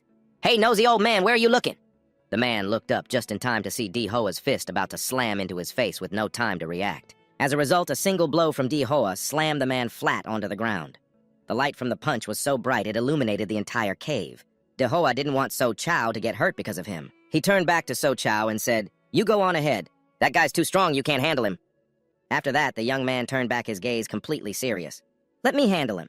He's already tired and staggering after taking one of my punches." "Right." The group followed the direction Dihoa had pointed and swam back to the shore. Vule's team was safe while the Devil Vine thrashed about in a frenzy, churning up the lake bed. A moment later, when So Chow swam ashore, Vule asked worriedly, "Where's Dihoa?" So Chow didn't answer, his expression sad. He just turned his head to look toward the underwater cave, silently indicating he was still over there. Back in the cave, Dihoa's shockwaves were tearing everything apart, releasing an incredibly powerful nuclear energy. He was straining to activate a new form now that everyone was gone. Only then did he dare to use the newly updated Titan form from his system. As soon as it was activated, the young man quickly used a giant Titan hand to crush the stranger. In just a moment, that large man floated to the surface of the water, his entire body bruised and heavily injured. The shockwaves from Dihoa also made everyone on the surface unsteady. So Chow saw Dihoa's giant silhouette, and his eyes widened, trying to peer through the commotion in utter confusion. A moment later, Dihoa returned to his normal form and swam closer to the shore, propping his hands up on the grassy bank completely naked. When So Chow saw him, he ran over, calling out, "Dihoa!" At that moment, Dihoa didn't dare climb onto the shore and just said, "So Chow, can I borrow a set of clothes?" A short while later, the young man was dressed and sat down. Facing an interrogation from the others, So Chow immediately asked, "What was that explosion just now?" Dihoa wearily sat down to rest and answered, "It was that mysterious martial artist. He had a plasma bomb and committed suicide, taking the Devil Vine with him." So Chow was stunned. "A plasma bomb, isn't that a banned military item? How could he have gotten one? I think that explosion was even more powerful than a plasma bomb." However, So Chow was still suspicious. He wondered aloud, and through the smoke, I think I saw a giant figure. Afraid of being found out, Dihoa went pale, broke into a sweat, and quickly denied it. No way, it must have been a hallucination. Dihoa let out a sigh of relief, thinking to himself, phew, looks like I fooled them. It wouldn't be good if they found out about his monster template ability. He had gone a little too far when he crushed that martial artist to get the Devil Vine's magic core. Everything was settled now. It was time to part ways with Vu Lei's group. She waved goodbye to Dihoa. We'll be heading out first. We're sorry for making you come all this way for nothing and for having to save us on top of that. We'll compensate you once we're out of the secret realm. Dihoa, also very polite and enthusiastic, waved back in response. Don't mention it, Vu Lei. Just consider it me paying you back for helping me last time. If you compensate me, I'll just end up in your debt again. Now only Dihoa and So Chao remained. The two of them put on serious expressions, looked at each other, and then said quietly in unison, now it's time for some fun monster hunting. 3 days later, at the entrance to the Kong Thu Sun's secret realm, Dihoa and So Chao had finally cleared the dungeon. The two of them jumped out, and as soon as their feet hit the ground, they looked up in disbelief. The desolate mountain from 3 days ago had now become a small town. A large airplane flew overhead. They were both astonished. It's only been a few days, and they've already built a small town. There's even a cargo plane! The construction capabilities of the Xia Kingdom are truly terrifying. Rushing to the exchange counter, Dihoa slammed his bag of spirit stones onto the table. The female staff member reminded him, Sir, please be gentle. If the items are damaged, you'll be the one at a loss. Dihoa scratched his head awkwardly. Sorry, but I'm carrying way too much stuff. If I don't get it out quickly, it'll be hard to finish checking it all. The woman behind the counter answered enthusiastically. Please rest assured we're professionals. Dihoa breathed a sigh of relief, took the spatial ring from his hand, and relaxed, saying 2 simple words, all right then. At that moment, many large bags of spirit stones, just like the first one, were brought out. He counted each bag, and as he took out the final one, he breathed a sigh of relief. The last bag. But looking around the exchange, clerk's face went pale. The bags of spirit stones were piled so high that she was stunned. The girl asked in a trembling voice, Sir, is that all of it? Dihoa looked the girl straight in the eye and gave a dangerous smile, his sharp gaze seemingly pressuring her to work faster. That's all of it, but you girls better hurry up. We still have a lot of spirit medicines, too. In the trading hall, the atmosphere was bustling with the excited chatter of people. A group gathered around a table, marveling at the spirit stones Dihoa had brought back. Oh my god, this is a 7-star leaf at least 300 years old. This kind of spirit medicine is incredibly rare. Even professional herb collectors have trouble finding it. What kind of luck does this kid have? He even found 6 boxes of fire element, the main ingredient for refining Sea of Chi pills. Just this batch of spirit medicines alone. Even if they're low quality, would be worth at least 30 million. The rarer types are even more expensive. This martial artist is so lucky. He became a tycoon overnight. Old Shu looked around and suddenly spoke up. Are you going senile? Getting this many spirit herbs can't be just luck. A guy like him is someone you absolutely shouldn't cross. Dihoa, standing in a far corner observing their attitudes, mumbled to himself. These white and green cores are useless to me now. Just right to exchange them all for cash. He smiled, his voice dark and dangerous. 5 green magic cores from the Tier 3 demonic beasts in the Monster Tide, and a Tier 2 demonic ghost vine magic core. The king species one with the golden patterns is the most valuable. A moment later, a notification from the bank beeped. Asterisk beep beep. Bank card credited 27,507,000 win. Dihoa casually stuffed his hands into his pockets. Walking out of the transaction room, he mumbled, calculating his next move. The magic cores are taken care of. Now I just need to find a buyer for the spirit herbs and I'll be set. Suddenly, an expensive car pulled up right in front of him. Dihoa looked up, wondering whose car it was. An older man got out of the car, strode over confidently, and said with a smile, Hello, Dihoa. I am Li Yudian, the owner of Bin Hoa Pharmacy. I heard you have a lot of spirit herbs from Gongshu Mountain. I'll buy them for 1% above the market price. Dihoa glanced at him, a slight smirk on his face, not particularly interested in the man's offer, but in his mind he was calculating quickly. Those old guys at the appraisal center must have leaked the information. It doesn't matter that the news about me got out. I needed to sell them anyway, so having a buyer come to me is perfect. He agreed to sell on the spot. After finishing the purchase, Mr. Li turned back to remind him, Next time you have spirit herbs, remember to find me. Dihoa watched him go, holding his phone. Asterisk, beep, beep. Bank card credited an additional 7,450,064 yuan. Looking at the amount added to his account, he muttered, All this money, it's not even as good as a 10% increase in my power. Personal martial strength is the ultimate truth. The gene medicines and the white or green magic cores on the market are useless now. Then Dihoa sighed wearily and complained, my template is even pickier than its master. I don't even have the right to purchase high-level things like the blood jade fruit or high-grade gene medicines. Suddenly, an idea struck him. Dihoa looked up, his eyes sparkling. Ah, there is another way. He recalled the exam. I completely crushed Liu Qingzhu thanks to the power of my frenzied Emperor Dema la Template. But when it comes to combat skills, I'm way behind those who specialize in martial arts. So what I need to do now is get some extremely powerful combat skills. With that, D-Hoa took off at full speed, running like a wild horse and shouting, "Hey, old man, I'm here to ask for a little gold." Scene change, Antan High School. The principal's office. A cup of hot tea was being poured. D-Hoa had gone straight to the principal's tea table. The principal doted on him personally, massaging D-Hoa's shoulders and saying, "D-Hoa, I didn't expect you to remember your old school." D-Hoa turned with a cheerful, sheepish smile. "Principal, don't be a stranger." The principal nodded. "That's right. You're the top scorer, a role model for all of Antan. But this champion of ours is here with a scheme to make more money." D-Hoa then pulled out a large bottle of ginseng wine, presented it to the principal, and said gently, "Teacher, just a little medicinal wine from Bin Hoa Pharmacy. It's not a bribe. It's just a small token of my sincere respect for my elder." The moment he saw that fragrant wine, the principal's eyes lit up like headlights. He beamed. "D-Hoa, you truly are a good student. You know how to respect your teacher."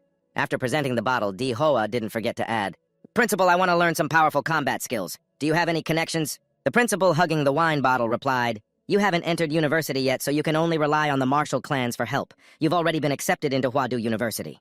Why not wait until you start school? What's the rush?" D-Hoa looked at the principal with a passionate expression. "Principal, I want to improve faster." The principal could only nod in agreement. "All right, then. I can help you with an introduction for this. After all, you are a special talent. We educators, of course, must teach students according to their individual abilities. We can't just keep hitting a dead end by being too rigid." D-Hoa leaned in close and whispered a few words into the principal's ear, making the man grin widely. The principal said, "That's right, the rules may be fixed, but people have to be flexible. The education sector is truly blessed to have people like you, teacher, who understand the need for change." The old teacher squirmed with delight. "You're too kind, haha." The next day, D-Hoa was in his room taking a shower, his muscular body dripping wet when he answered his phone. "D-Hoa, it's done. You can go right away," the principal informed him. D-Hoa replied, "Thank you, teacher. Which martial clan is it?" D-Hoa's eyes widened in surprise as he heard the answer, and he exclaimed, "Huh. The Liu family of Antan. They agreed to teach me their secret techniques." Scene changed the outskirts of Antan. A man was riding a motorcycle at extremely high speed with a blonde girl behind him. The girl's hair flew out like a ponytail as she said, slightly scared, "Gee, you're driving so fast, this is terrifying." The man smirked, trying to act cool. "It's about to get even crazier." Just as they were enjoying the moment, a familiar voice rang out from behind. "Hey, buddy, if you're going to ride fast, you should focus. Reckless driving can get people hurt." His reminder startled the young man and woman in front. They turned back to look with confusion. The man in front, furious that his moment was ruined, opened his mouth to curse. "What the hell, are you insane?" "You scared the crap out of me. You dare to race me on that piece of junk bicycle?" As soon as he finished speaking, he yanked the throttle and shot off like a rocket, leaving D-Hoa in the dust with his taunts.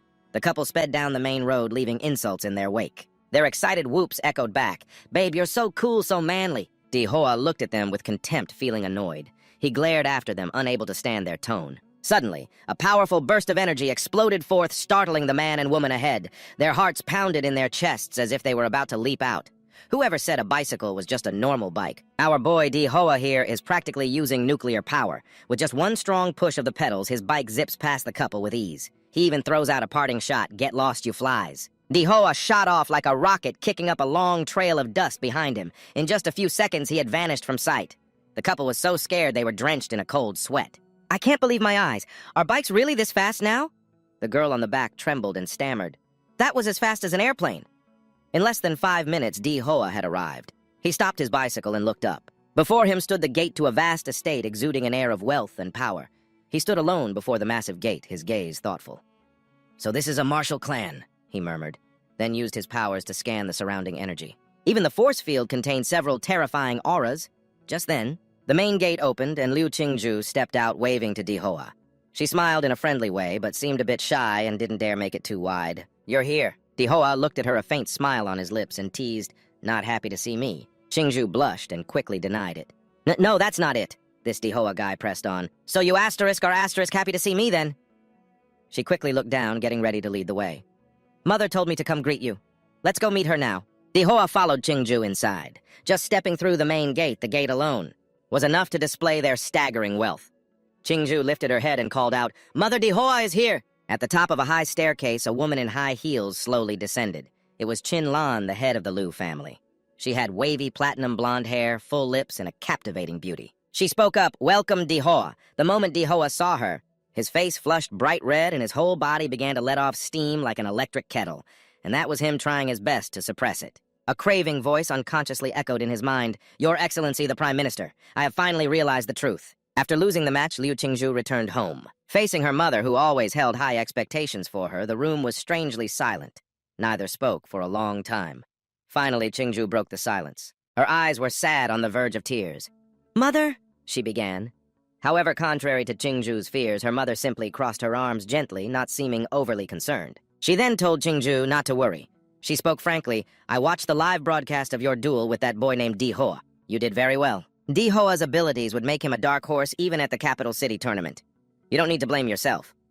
Qingzhu was surprised that her mother was validating her without any pressure. She stood there, her hands trembling. She was filled with self-reproach, feeling she was too weak.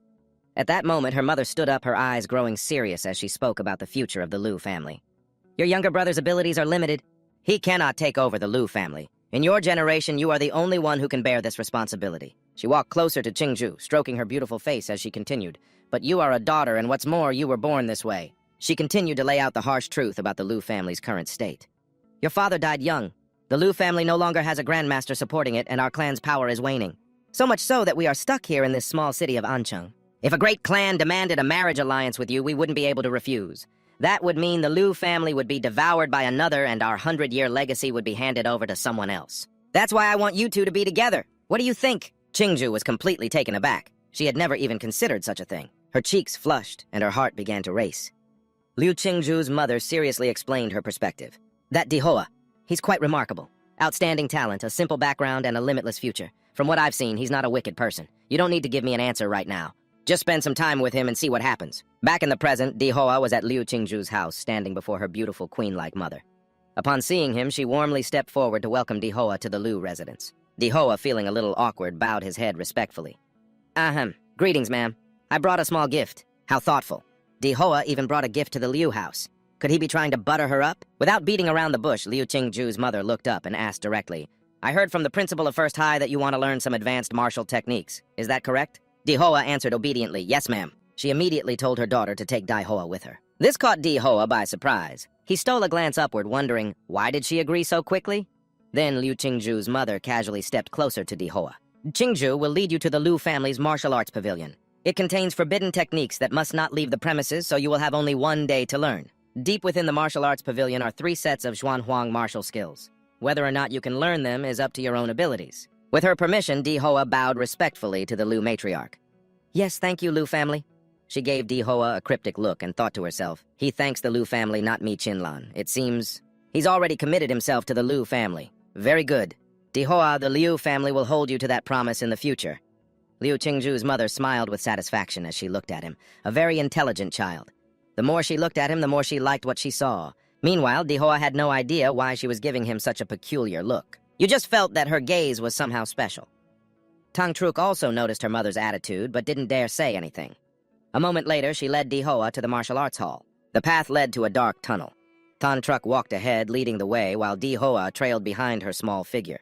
Suddenly, Di Hoa stopped and asked curiously, "Classmate Tang Truc, why do I get the feeling you're always avoiding my gaze?" Tang Truc jumped, not daring to turn her head, and stammered, I'm not." But Di Hoa, with a mischievous grin, edged closer and continued to tease her. At that, Tang Truc's face turned beet red, too embarrassed to speak as she tried to create some distance from Di Hoa. She yelled, "You!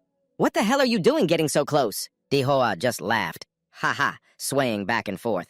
A moment later, Tang Truc led Di Hoa to a large, solid stone door. They both looked up as Tang Truc turned to explain. "This is a stone gate made from force-dissipating stone, a special kind of rock mined from a secret realm. It can neutralize the attack of a mystic martial master without shattering." Di Hoa hesitated. "Can I punch it?" Tang Truc narrowed her eyes. "Go ahead." She said it out loud, but inwardly she was baffled by how strange Di Hoa's thinking was. Shouldn't he be marveling at how incredible this stone is? With Tang Truc's permission, Di Hoa began to gather atomic energy in his palm, emitting that familiar blue light. He clenched his fist and drew on immense power. She couldn't help but recall the terrifying blows he had delivered in the arena the moment he began his motion. The blue light from his fist made her eyes widen again. Frightening memories flooded her mind.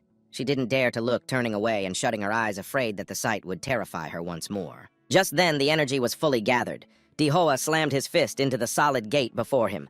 An extremely powerful surge of energy radiated from his punch, causing the entire tunnel to shake. He thought this punch would destroy everything, causing a world-shaking explosion. But when his fist touched the door, the energy suddenly vanished. The air fell silent. Everything was strangely quiet. Suddenly, Liu Tan-truk couldn't hold it in any longer and started giggling, covering her mouth with her hand while Di Hoa just stood there, stunned, not understanding why there was no reaction from the door. It felt as if that punch was just a light tap against the stone wall. It was like punching the ocean. The force was almost completely absorbed, leaving no impact whatsoever. Tan-truk couldn't help but laugh out loud.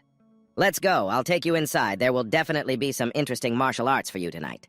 She smiled, thinking to herself, "Hehehe. Di Hoa, you finally met your match." The door opened with the family head personally letting Di Hoa inside a vast secret chamber containing countless documents and materials on martial arts. Tan-truk began to introduce them. The martial arts here include movement techniques, defense body hardening, and sword arts. Then she asked gently, "Which one do you want to learn?" "It's simple. You just need to use this personal card to unlock the permissions." Di Hoa didn't hesitate to ask, "Where are the Xuanhuang martial arts?" She led him to an area with a modern card scanner and said, "The Xuanhuang martial arts are in the deepest part of this small stone vault. You have to scan your card for that too, but you won't be able to comprehend it right away. At most, you'll only learn a tiny bit. I don't think it was necessarily a good thing for Mother to grant you access. I can help you pick a few fist techniques that suit your abilities." Di Hoa didn't stop, instead jumping closer to her. He smiled teasingly. "Are you worried about me?" Tan-truk grew annoyed, her face turning red as she thought, "I don't want to talk to this guy anymore." Di Hoa continued, "Ahem, you don't need to worry about me. I know what I'm doing. If I'm going to learn something, it has to be the strongest. Since the Xuanhuang martial arts are here, I can't just pass them up. If I did that, I might as well just go home obediently." He then asked, curiously, "Is this door made of black force-dissipating stone?" Tan-truk slowly entered the password and replied, "Yes, it has to be strictly guarded for the Xuanhuang martial arts vault. This black force-dissipating stone is extremely rare. It's not something you can get easily." Tan-truk continued to remind him to collect this type of stone. The Liu family started all the way back in my great-grandfather's generation. Inside, there are many highly secure safes. They are heavily protected, and on each safe are the words, "Fleshly body, imprisoned demon," she proactively explained before Di Hoa could ask. Learning Xuanhuang martial arts isn't just about watching. It's about feeling the creator's will pass down through the art. If you can't feel it, or if the learner's elemental attributes conflict with its meaning, then it's impossible to cultivate it. Xuanhuang martial arts are living things. It's not the learner who chooses the art, but the art that chooses the learner. The more Di Hoa listened, the more excited he became, a wide grin spreading across his face. In that case, for fleshly body imprisoned demon, I am the chosen one for this martial art. Then, a fleshly body imprisoned demon safe opened. Di Hoa's presence at that moment seemed even more frightening than the object in the safe. He stood firm, hands in his pockets, his eyes shining with anticipation. Suddenly, his expression changed, worry clearly showing. Xuanhuang martial arts aren't books, but statues. Before him was a statue of a mutated demonic monster sitting on a corpse and stepping on the heads of those it had slain. Di Hoa glanced back warily, wondering to himself, "Is this what they call sensing the martial will? Have I entered the world of martial will now?" He recalled the past. At that time, Di Hoa had exclaimed in surprise, "Xuanhuang martial arts aren't books, but statues." Liu Tan-truk stepped forward to explain, "It's not just statues. They can also be paintings or artifacts. Anything can become a vessel for the martial will. This is the mystical power of a grandmaster." She explained further in a serious tone, "Only a grandmaster can condense their martial will and infuse it into an item to pass it down to their descendants." Then Liu Tan-truk coldly turned her back to leave. "From here on, you're on your own." Confused, Di Hoa turned his head and asked, "Rely on myself. Hey sis, you haven't even told me how to learn this thing." Her eyes held a hidden meaning, the corners of her mouth lifting slightly. "Feel the martial aura. If you're fated to, you will feel it." He was completely clueless, a blank look on his face. Frustrated, Di Hoa flopped down and said nonchalantly, "So if I'm destined for it, that's all it takes, right? In that case, I'll take a nap." In the monitoring room, Liu Qingju saw his every move. She trembled with anger, her hands clenched into fists, cursing, "Di Hoa, it's just like you, isn't it?" Back in reality, Di Hoa grumbled to himself, bored. "Is this martial aura world some kind of mental world? Right now, I don't have a single shred of martial energy. I can't even initiate the nuclear reaction of the Demora model. It seems I'm back to being a weak, ordinary human again." Suddenly, a mechanical voice rang out. The system instantly appeared with the notification, detecting host's consciousness in a special space. To prevent the host's sudden death, the control panel will maintain the host's spiritual body. He sighed in relief. "Well, at least my monster template is still here." Suddenly, a man appeared on the statue's broken arm. He laughed loudly and said, "My martial arts can only be inherited by a true man. Otherwise, I'd rather let them rot in the ground." Di Hoa turned his head in shock to look at him. Liu Chenghu looked down from above with a sly, challenging grin. "Kid, prove to me that you're a real man." He gasped, thinking to himself in astonishment. This guy, he looks exactly like the statue. A bolt of lightning flashed by. The man remained perched high above, saying, "When the thunderstorm hits, the night parade of 100 demons will begin. At that time, you will guard this ruined temple for me." Do not allow this bodhisattva statue to be defiled by those evil demons. Succeed, and I might reluctantly pass on my skills to you. Fail, and your mind will be torn to shreds by the 100 demons, and you'll never walk the martial path again. If you're just a weak little brat, then hurry up and run. Drops of water began to leak from the ceiling landing on the tip of Dihoa's nose. He wondered, is it raining? Oh, looks like the test has begun. Liu Chenghu vanished. The raindrops began to fall harder. He slowly tightened his grip on the sword in his hand. Instantly, Dihoa was surrounded by demons. He showed not a hint of fear, instead glaring back at them defiantly. The demons lunged like hungry tigers. Dihoa took a battle stance, felling the fiends with decisive slashes of his sword. A murderous glint flashed in Dihoa's eyes as he slashed forward. He suddenly broke into a cunning grin. Just as I thought. A trial wouldn't make a martial artist fight 100 demons barehanded. There must be a hidden trick to it. With that, he charged into the horde. Thunder and lightning roared across the sky. Dihoa swung his sword wildly as if dancing among the demonic swarm. Liu Chenghu, who was watching from the rooftop, let out a derisive sneer. The 100 demons in this martial aura trial carry my own killing intent. For a lowly martial apprentice to dare step outside the temple's protection, he's truly seeking death. It seems the one taking the trial this time is another fool. Martial artists truly get weaker with each passing generation. Every time I have to be the one to clean up their corpses. The demons attacked Dihoa relentlessly. Suddenly, one took advantage of an opening and struck from behind. But his skill was on a completely different level. He easily dodged the surprise attack. Even the man couldn't comprehend Dihoa's skill, exclaiming, "The demons! They can't even get close to him!" As the demons stood there stunned, Dihoa looked at his own hands in confusion and muttered, "It seems that in this mental world, the control panel automatically protects its master, making me impossible to attack. Isn't this basically invincibility, Liu Chenghu?" Watched as Dihoa annihilated nearly all the demons in just a few moves. His eye twitched. This kid, how can he be completely unaffected by the martial aura? How in the world is he doing it? Dihoa pouted his lips tauntingly. It's nothing special, just diligent, hard training, that's all. The demons, now terrified, began to back away. Liu Chenghu's voice rang out, "Spoken like a truly diligent, hard trainer. If you can subdue all 100 demons, I will naturally not go back on my word. I will pass this legacy on to you, but we'll have to see if you can even receive it." Dihoa just stood there silently in the downpour. The statue suddenly crumbled, revealing a well. Inside, mysterious little specks of light swirled. Dihoa placed one foot on the edge of the well and peered down. The man continued his explanation. "In this well lies the essence of the killing intent I condensed throughout my life. The demon imprisoning flesh technique is also at the bottom. If you can refine it, before Liu Chenghu could finish." Dihoa leaped into the well without a moment's hesitation. The man was left speechless by his brazen attitude, managing to say a few words to save face. Good, good, good. This is the first time I've ever seen a junior with such character." In Chenghu's memories, he himself had once been #1 in his prime, a world-renowned hero who had conquered an S-rank secret realm all thanks to the demon-imprisoning flesh technique. But he also died because of the demon-imprisoning flesh. As he grew old, his chi and blood began to weaken. The killing intent and resentful souls that Liu Chenghu had suppressed in his body began to backlash. He suffered from chi deviation, even slaughtering those close to him. To keep from making any more mistakes, I could only end my own life. Before dying, Liu Chenghu fused all the killing intent and resentful souls from his body with his martial aura, forging them into this statue as a vessel. Although 100 years have passed and much of the killing intent in this martial aura space has dissipated, it is still not something a mere martial apprentice could possibly withstand. If Dihoa can subdue this killing intent, he will surely surpass my old self on the path of the demon-imprisoning flesh. In the monitoring room, Liu Qingju and Qinlan were also present. Her eyes suddenly widened in utter shock. She hurriedly asked Qinlan, "Mom, what is happening?" On the screen, they saw Dihoa writhing in what seemed to be agonizing pain. In the monitoring room, Liu Qingju and Qinlan kept watching Dihoa through the screen. She stared without blinking, filled with anxiety and confusion. Just a moment ago, Dihoa was sound asleep, a smug smile on his face as if he were having a pleasant dream. But now his whole body is suddenly convulsing. Qinlan calmly took a drag from her cigarette and explained, "This third Zhuanhuang rank martial technique is something your grandfather stumbled upon by chance. In his old age, he tried to cultivate it, but unexpectedly, even with his grandmaster-level cultivation, he was directly rejected by the martial will within this statue. He was repelled and suffered internal injuries. From then on, no one in the Liu family has been able to successfully cultivate this technique. If it is an extraordinary power, then the method to obtain it must not be something an ordinary person can endure. To wear the crown, one must first bear its weight. If Dihoa has chosen to accept the power of this martial technique, then he..." In the secret chamber, Dihoa woke up stretched and even yawned a few times. This entire sequence was captured by the two in the monitoring room. Liu Qingju gave a strained smile and said, "Mom, Dihoa's training doesn't seem as intense as you described." Qinlan was left speechless.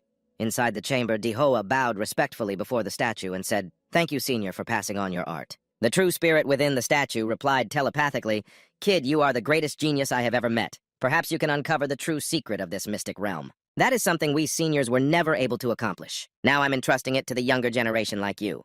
But unexpectedly, Dihoa turned away and grinned, saying, "You've got the wrong guy, Senior. I'm just using a hack." Dihoa smiled smugly, his body enveloped in a boundless power. He cracked his knuckles and said, "Flesh and blood demon prison body like an Asura. Although my stats on the status screen haven't increased at all, now that I've mastered a Zhuanhuang rank technique, my combat power is at least double what it was before." Outside, Liu Qingju and her mother rushed in. Qinlan asked Dihoa, "You've mastered it." He struck a cool pose, gave a wave, and said with a grin, "That's right, I've mastered it." She couldn't believe her eyes, saying in astonishment, "How is that possible, even with Qingju's talent, just to get a preliminary grasp?" On of a Zhuanhuang rank technique, she would have to stay awake in the martial will space for an entire week. "Dihoa, how long did it take you?" "Just 1 hour. You can really learn it just by taking a nap." Liu Qingju simply observed Dihoa's calm and composed demeanor and marveled to herself, "Everyone calls me a genius, but the real genius is standing right here." He showed off confidently. "It seems you two don't believe me, huh? Then let me give you a demonstration." Dihoa just had to power up and an immense force enveloped the entire space. This is the killing intent I comprehended from within the martial will world. If I had to explain it, it's like an enchantment effect in a video game. It can be applied to my martial weapon, greatly increasing its damage. With that said, Dihoa threw a punch, his powerful arm carrying destructive force. It even crackled with a few sparks of lightning. Liu Qingju was mesmerized, standing there in a daze, thinking, "The power fluctuation is so strong. I think I can hear a screeching sound within it like a demon's cry. Perhaps this is the killing intent Dihoa was talking about." Witnessing such terrifying power, Qinlan seemed rejuvenated. She placed a hand on her cheek and said seductively, "Dihoa, you really are." Seeing how over the top she was being, Dihoa's mouth twitched as he thought to himself, "Ma'am, your daughter is still standing right here. Could you restrain yourself a little? I don't want to get a reputation as that asterisk kind of guy." Liu Qingju spoke up asking, "Classmate Dihoa, since you've already mastered one Xuanhuang rank martial technique, do you want to learn the remaining two? You still have 1 day left to learn." She blushed and smiled shyly. At this, Qinlan, standing to the side, covered her face in despair, thinking, "My dear daughter, are you pretending to be naive, or are you really this naive? One moment you say you don't want to be with Dihoa, and the next you're handing over our family's assets to him." Although I was already planning on investing in Dihoa and was prepared to accept him as my precious son-in-law, you can't just offer up all of the Liu family's assets to him at once like this. He bluntly refused. "No need, classmate Qingju. One Zhuanhuang rank technique is already more than enough for me to digest for a long time. I won't be learning any more techniques. Auntie, I'm a bit tired and I have a few things to take care of at home." She rubbed her chin and agreed, then turned to her daughter. "In that case, Qingju, you can see Dihoa home. I heard from the butler that you came on a public bike. Do you know how to drive? Go to the garage and pick a car. It'll be more convenient for you anyway." Hearing this, he recalled the flashy biker he met on his way here who mocked him for being poor. Dihoa thought resentfully, "A car, huh? Speaking of which, I saw a pretty cool guy on a motorcycle earlier. So cool and stylish." He asked enthusiastically and very naturally, "Auntie, do you have any motorcycles?" Qinlan replied, "Oh, you like motorcycles, Dihoa. You're just like my troublesome son who always makes me worry. How about I give you his most prized one, outside the estate?" Tan Lam Kiet wandered around muttering to himself, "I heard from housekeeper Hong Yi that Mom invited another live-in son-in-law. Let's see what kind of character this one is. My sister is both beautiful and talented, a rare genius beauty of Incity, the kind you see once a century. Not just any ordinary man is worthy of her." Suddenly he thought of Dihoa. He got angry and cursed. "That damn kid on the public bike from earlier. He scared off the girl I was hitting on. Don't let me see you again." As he finished speaking, a motorcycle sped past Kiet. His face twisted, his eyes went wide, and he stammered, "The person who just passed, wasn't that the guy on the bike from earlier? And what's more, the thing he's riding is my motorcycle." Night fell when Dihoa finally got home. He left the motorcycle outside. Dihoa quickly prepared dinner. On the table was only a bowl of demon cores and a small bowl of dipping sauce. The last time he ate a demon core raw, the taste was incredibly bland. Dihoa smugly picked up his chopsticks and said expectantly, "This time let's add a little soul-dipping sauce to enhance the flavor." Dihoa picked up a demon core, soaked it thoroughly in the sauce, and put it in his mouth. "I'll eat a blue one first." The mechanical voice sounded again, and the system appeared. "Host Dihoa. Composite physique 23.8, Raging Tyrant, Demolapper Monster, Template Compatibility 21%, Supergiant Transformation Monster Template Compatibility 85%, distributable points available, your body is now overflowing with energy." Dihoa sat reading the system panel, muttering, "My stats have increased, I can distribute the points now. Last time in the Gongshao Mountain Secret Realm, I used the Supergiant Transformation Monster template. I was about 50 meters tall. Well, that's giant compared to normal demon beasts compared to the mysterious spirit creature in the Gongshou's secret realm, which was as big as a mountain range. I was still too small. He was still not satisfied. He pressed a button and said, I need to be bigger. He put all his points into the giant monster template, then picked up another demon core drenched in sauce. Let's add a yellow core from a level 2 ghost demon. Dihoa's entire body was submerged in an immense power that even radiated outwards. The system panel displayed again, Raging Tyrant Demolapper monster template is absorbing the gene chain of a special plant organism. A specific mutation is occurring. Does the host wish to stop the mutation process? His eyes widened in shock as he asked, a mutation? Dihoa returned to his normal state, rubbing his chin and mumbling, a mutation means it will become a monster template with different attributes. If the attributes are beneficial, that would be great. But if they're detrimental, then it's a reverse evolution. After thinking for a moment, he made a decision saying, but hey, you only live once. Time for a high-risk, high-reward play.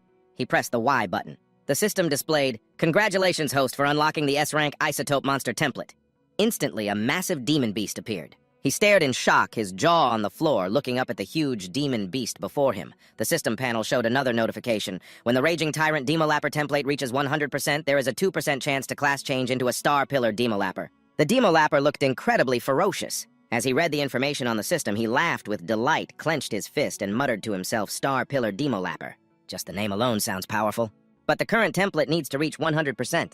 I have to hurry up and upgrade it. Suddenly, a loud explosion sounded from outside.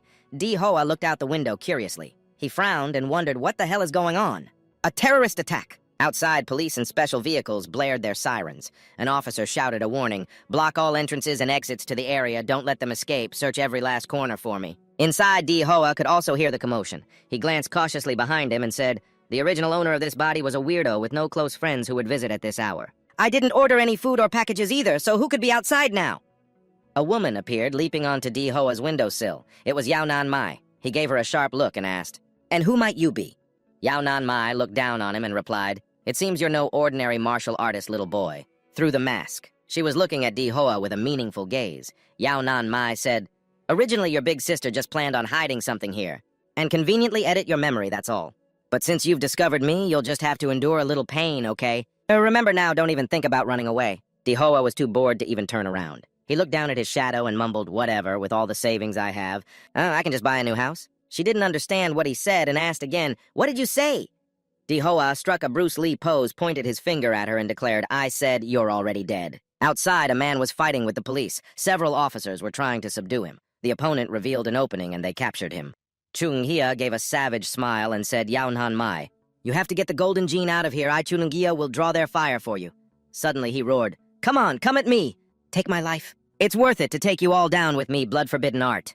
As he finished his words, a strange power erupted from Chung-hia's body. At that exact moment, a beam of power emitting a blue light shot down at him. His moment of coolness was cut short as the blue power beam startled him, forcing him to dodge hastily. Another enemy! The dust slowly settled, revealing Yao Nan Mai. She stumbled to her feet.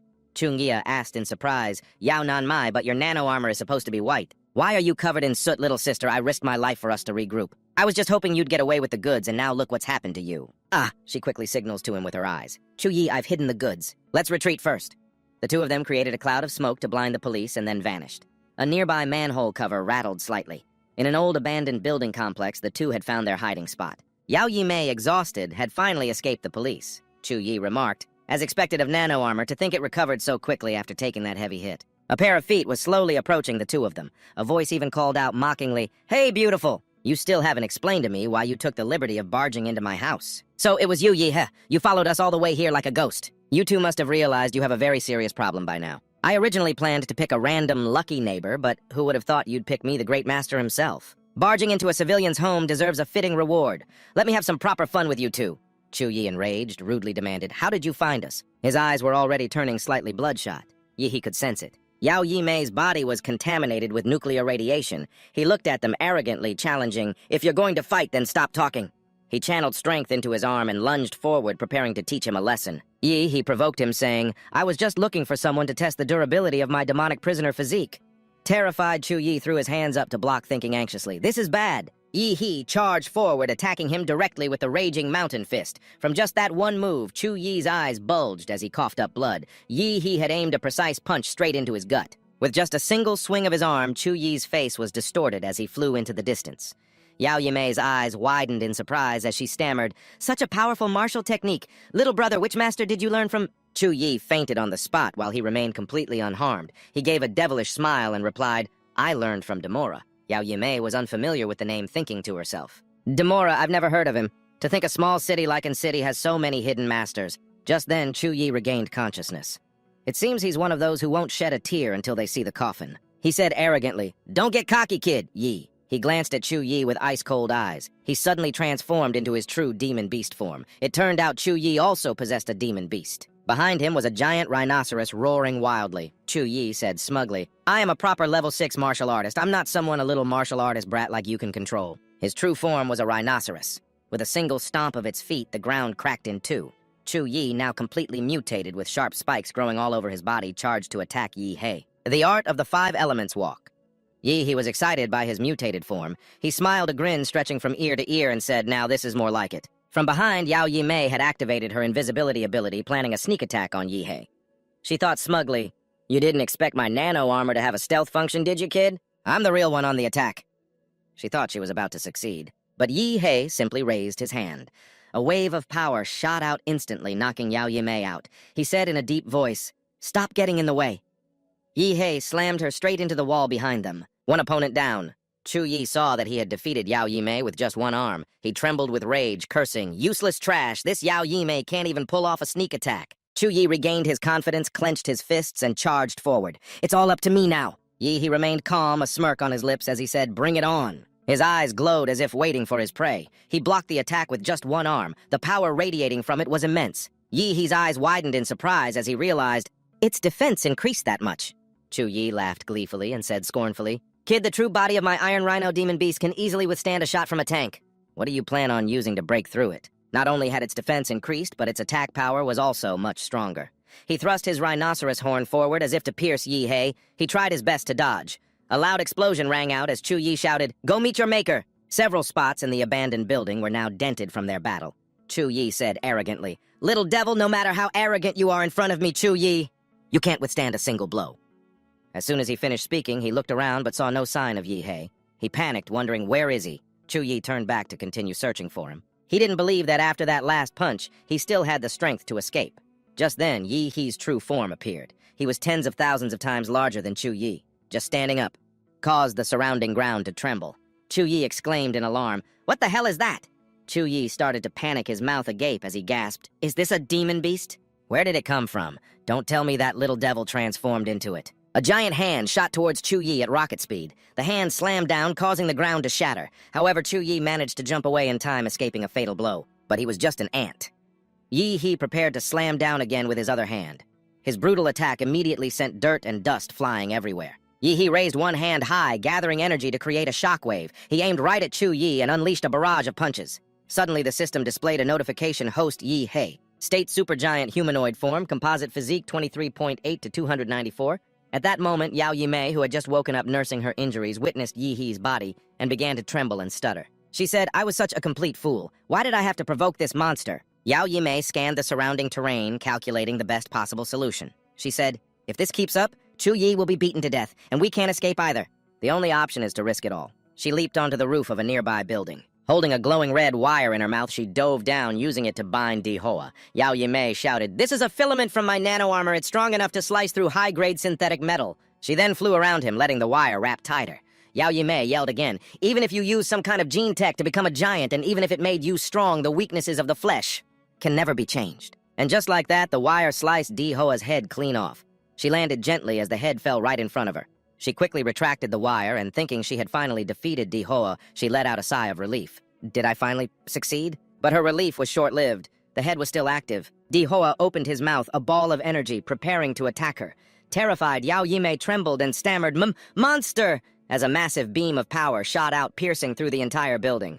The last image in Yao Yimei's memory was an endless flash of blue light. Smoke and dust billowed everywhere, taking a long time to finally settle. Still smoking, Di Hoa reverted to his normal form. He walked slowly, step by step, toward the barely breathing Chungia, his eyes filled with contempt. He looked down at him and said, "Now it's your turn." Covered in blood, Chungia struggled to open his mouth, whispering, "You monster!" Di Hoa looked at him with the glowing eyes of a demon. "Those who kill must always be prepared to be killed. That's only fair. Chung-hee hung his head.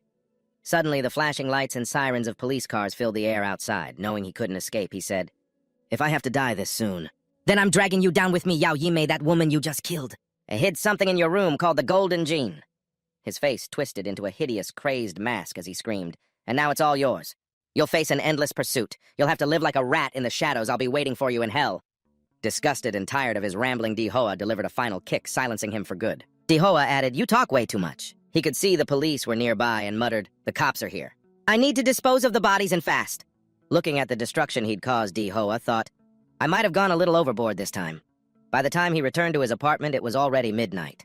He sat on his bed and made a call. "Auntie Tan, how are things with the police?" The person on the phone replied, "It's nothing but Di-hoa, things have been tense lately. You should just keep a low profile until you leave for Huadu University." He quickly replied, "Don't worry, Auntie Tan, you know me, I'm a straight arrow." The voice on the other end said, "That's good then." He stood up, tossed his phone aside, and sighed. "Good thing I gave Auntie Tan a heads up. Otherwise, with a signature move as obvious as that energy blast, the police would have definitely traced it back to me."